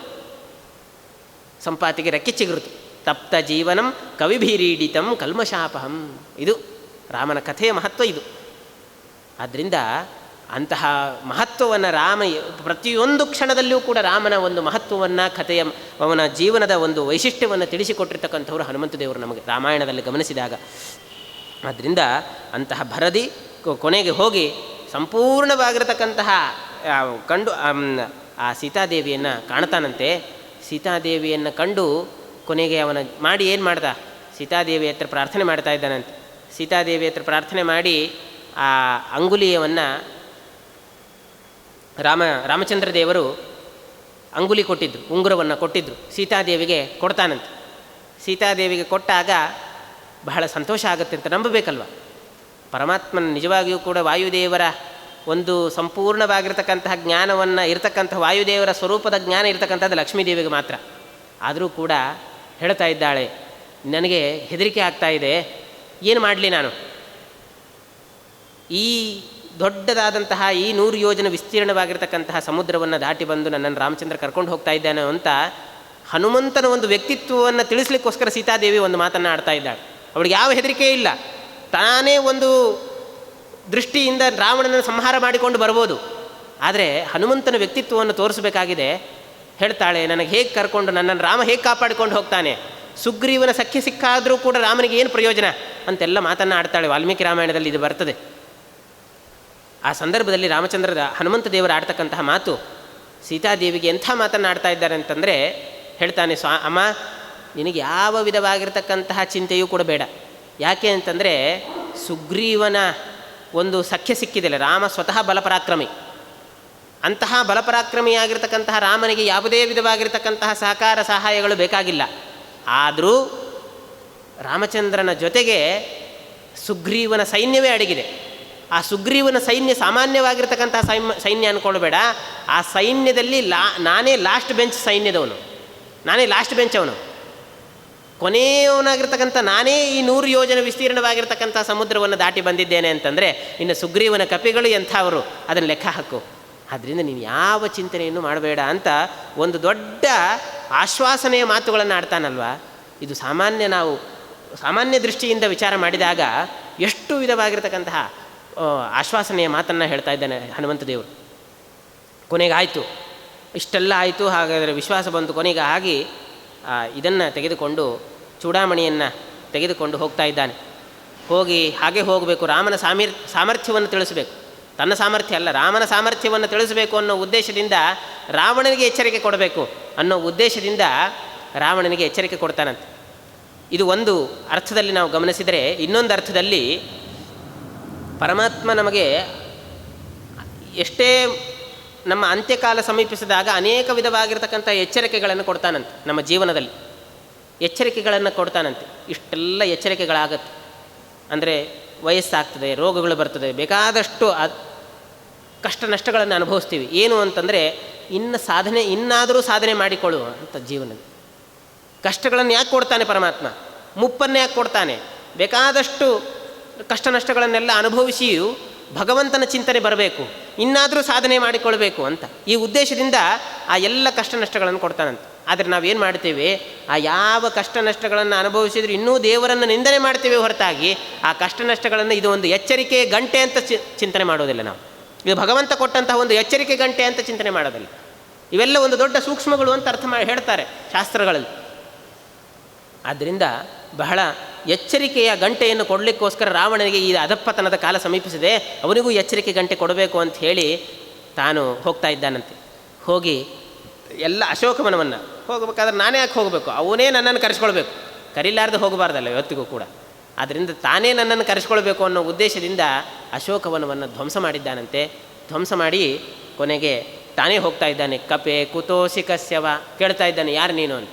ಬೇರೆಯವ್ರು ಯಾರು ಹೇಳಿದ್ರು ಅದಕ್ಕೆ ಹೇಳ್ತಾ ಇದ್ರು, ನಾನು ಇಂಥವನು, ನನ್ನ ಪರಾಕ್ರಮ ಇಂಥದ್ದು, 100 ಯೋಜನ ದಾಟಿ ಬಂದಿರತಕ್ಕಂಥವನು. ಆದರೆ ಪರಿಚಯ ಮಾಡಿಕೊಂಡಂತಹ ರೀತಿ ಏನು ಅಂತಂದರೆ ಅದಕ್ಕೆ ನಾನು ಕೇವಲ ರಾಮನ ದೂತ, ಅವೈಹಿ ದೂತಮಾಗತಂ ದುರಂತಮಸ್ಯ ವಿಕ್ರಮಾಂ ರಘುತ್ತಮಸ್ಯ ಮಾರುತಿಂ ಕುಲಕ್ಷಯೇ ತವೇಶ್ವರಂ. ಕೇವಲ ನಾನು ಒಬ್ಬ ದಾಸ, ದೂತ, ನಾನೇ ಇಷ್ಟು ಸಾಮರ್ಥ್ಯದಿಂದ ನನ್ನ ಸೈನ್ಯವನ್ನೆಲ್ಲ ನಾಶ ಮಾಡಿ ಬಂದಿದ್ದೇನೆ ಅಂತಂದರೆ ರಾಮಚಂದ್ರನ ಸಾಮರ್ಥ್ಯ ಎಂಥದ್ದು ನೀನು ಅರ್ಥ ಮಾಡಿ.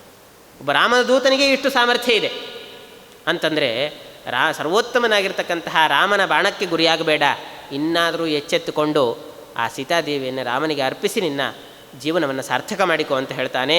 ಆದ್ದರಿಂದ ಆದರೂ ಇಷ್ಟೆಲ್ಲ ಒಂದು ಎಚ್ಚರಿಕೆ ಗಂಟೆಯನ್ನು ಕೊಡ್ತಾ ಇದ್ದಾರಲ್ವ, ಇದು ನಮ್ಮ ಜೀವನದಲ್ಲೂ ನಿರಂತರವಾಗಿ ನಾವು ಅನುಭವಿಸ್ತಾ ಇದ್ದೀವಿ. ಅನೇಕ ಕಷ್ಟಗಳನ್ನು ನಷ್ಟಗಳನ್ನು ಬಂದಾಗ ಶ್ರೀಮದ್ ಆಚಾರ್ಯರು ಇದನ್ನು ಹೇಳ್ತಾರೆ. ನಮಗೆ ಕಷ್ಟ ನಷ್ಟಗಳನ್ನು ಬಂದಾಗ ಭಗವಂತನ ಚಿಂತನೆ ಯಾಕೆ ಬರಬೇಕು ಅಂತಂದರೆ ಮುಂದಾದರೂ ಸಾಧನ ಜೀವನದಲ್ಲಿ ನಡೆಸಬೇಕು ಅಂತ. ಆದದ್ದಾಯಿತು, ಇನ್ನಾದರೂ ಒಳ್ಳೆಯ ಹಾದಿ ಹಿಡಿಬೇಕಂತೆ, ಒಳ್ಳೆಯ ಹಾದಿ ಹಿಡಿಬೇಕು. ಆದರೆ ಏನು ಮಾಡ್ತಾ ಇದ್ದೀವಿ? ಆ ಎಲ್ಲ ಕಷ್ಟ ನಷ್ಟಗಳನ್ನು ಇವತ್ತೇನು ಮಾಡ್ತೇವೆ? ಒಬ್ಬ ತಪಸ್ಸನ್ನು ಮಾಡಿದ್ದಂತೆ ದೇವರನ್ನು ಕುರಿತು, ಸ್ವಾಮಿ ನನ್ನ ಅಂತ್ಯಕಾಲ ಪ್ರವೇಶಿಸಿದಾಗ ನನಗೆ ಮೊದಲಿಂದ ಧರ್ಮಾಚರಣೆ, ಏಕಾದಶಿ ಉಪವಾಸ, ಚಾತುರ್ಮಾಸ್ಯ ಯಾವ ವ್ರತಗಳನ್ನು ಮಾಡಲಿಕ್ಕೆ ಆಗೋದಿಲ್ಲ, ಅದಕ್ಕೋಸ್ಕರ ಅಂತ್ಯಕಾಲ ಸಮೀಪಿಸಿದಾಗ ಒಂದಿಷ್ಟು ಎಚ್ಚರಿಕೆ ಕೊಡು, ಅದನ್ನು ನೋಡ್ಕೊಂಡು ನಾನು ಧರ್ಮಾಚರಣೆ ಮಾಡಲಿಕ್ಕೆ ಶುರು ಮಾಡ್ತೀನಿ ಅಂತ. ಆಯಿತು ಅಂತ ದೇವರನ್ನಂತೆ. ಆಯಿತು, ಕೊನೆಗಾಲ ಸಮೀಪಿಸ್ತಂತೆ. ಬಂದು ದೇವ್ರ ಹತ್ರ ಭಾಳ ಸಿಟ್ಟು ಬಂತಂತೆ. ನಾನು ವರ ಕೇಳಿದ್ದೆ, ಆ ವರ ಪ್ರಕಾರ ನನಗೇನೂ ಸೂಚನೆ ಕೊಡದೇ ಇದ್ದರೆ ದೇವರು ನನ್ನನ್ನು ಕರ್ಕೊಂಡು ಹೋಗ್ತಾ ಇದ್ದಾನೆ ಅಂತ. ದೇವರು ಬಂದೆ ಅಂತ ಹೇಳಿದಂತೆ, ಒಂದಲ್ಲೋ ಮಾರೆ 1000 ಕೊಟ್ಟಿದ್ದೇನೆ ನಿನಗೆ ಬೇಕಾದಷ್ಟು ರೋಗಗಳು ಬಂತು, ಬೇಕಾದಷ್ಟು ಮುಪ್ಪು ಬಂತು, ತಲೆ ಕೂದಲು ಬೆಳ್ಳಗಾಯಿತು, ಹಲ್ಲು ಹೋಯಿತು, ಬೇಕಾದಷ್ಟು ನಿನ್ನ ಅವಯವಗಳೆಲ್ಲ ಜೀರ್ಣ ಆಯಿತು, ನಡಿಲಿಕ್ಕೆ ಬರಲಿಲ್ಲ, ಏನಾದರೂ ಇಲ್ಲ. ಆದರೂ ಎಲ್ಲದಕ್ಕೂ ಒಂದು ಅವಾಂತರವಾದಂತಹ ಪರಿಹಾರವನ್ನು ಕಂಡುಕೊಂಡು, ತಲೆ ಕೂಳು ಬೆಳ್ಳಗಾಯಿತು ಅಂದರೆ ಇನ್ನೂ ಕಾಣಿಸ್ಬಾರ್ದು ನಾನು ಮುಪ್ಪಾಗಿಲ್ಲ ಅಂತ ಹೇಳಿ ಏನೋ ಒಂದು ಹಚ್ಕೊಂಡು, ಹೇರ್ ಡ್ರೈ ಹಚ್ಕೊಂಡು ಇನ್ನಿಷ್ಟು ನಾನು ಯುವಕನಾಗಿದ್ದೇನೆ ಅಂತ ತೋರಿಸ್ಕೊಂಡು, ಹಲ್ಲು ಬಿದ್ದೋಯ್ತು ಅಂದರೆ ಹಲ್ಲು ಸೆಟ್ ಹಾಕ್ಕೊಂಡು ಇನ್ನೂ ತಿಂತಾ ಇದ್ದು, ಇನ್ನೂ ಭೋಗಾಸಕ್ತನಾದಿ. ಅಂತೂ ನಿನ್ನ ಭೋಗದ ಆಲಸ್ಯಗೆ ಇದು ಒಂದು ಇತಿಮಿತಿ ಅನ್ನೋದಿಲ್ಲ. ಎಲ್ಲ ನಾನು ಸೂಚನೆಗಳನ್ನು ಕೊಟ್ಟರು ಎಲ್ಲವನ್ನು ಮರೆತು ನೀನು ಭೋಗಾಸಕ್ತನಾದರೆ ನಾನೇನು ಮಾಡಲಿ ಅಂತ ಕೇಳ್ತಾನೆ.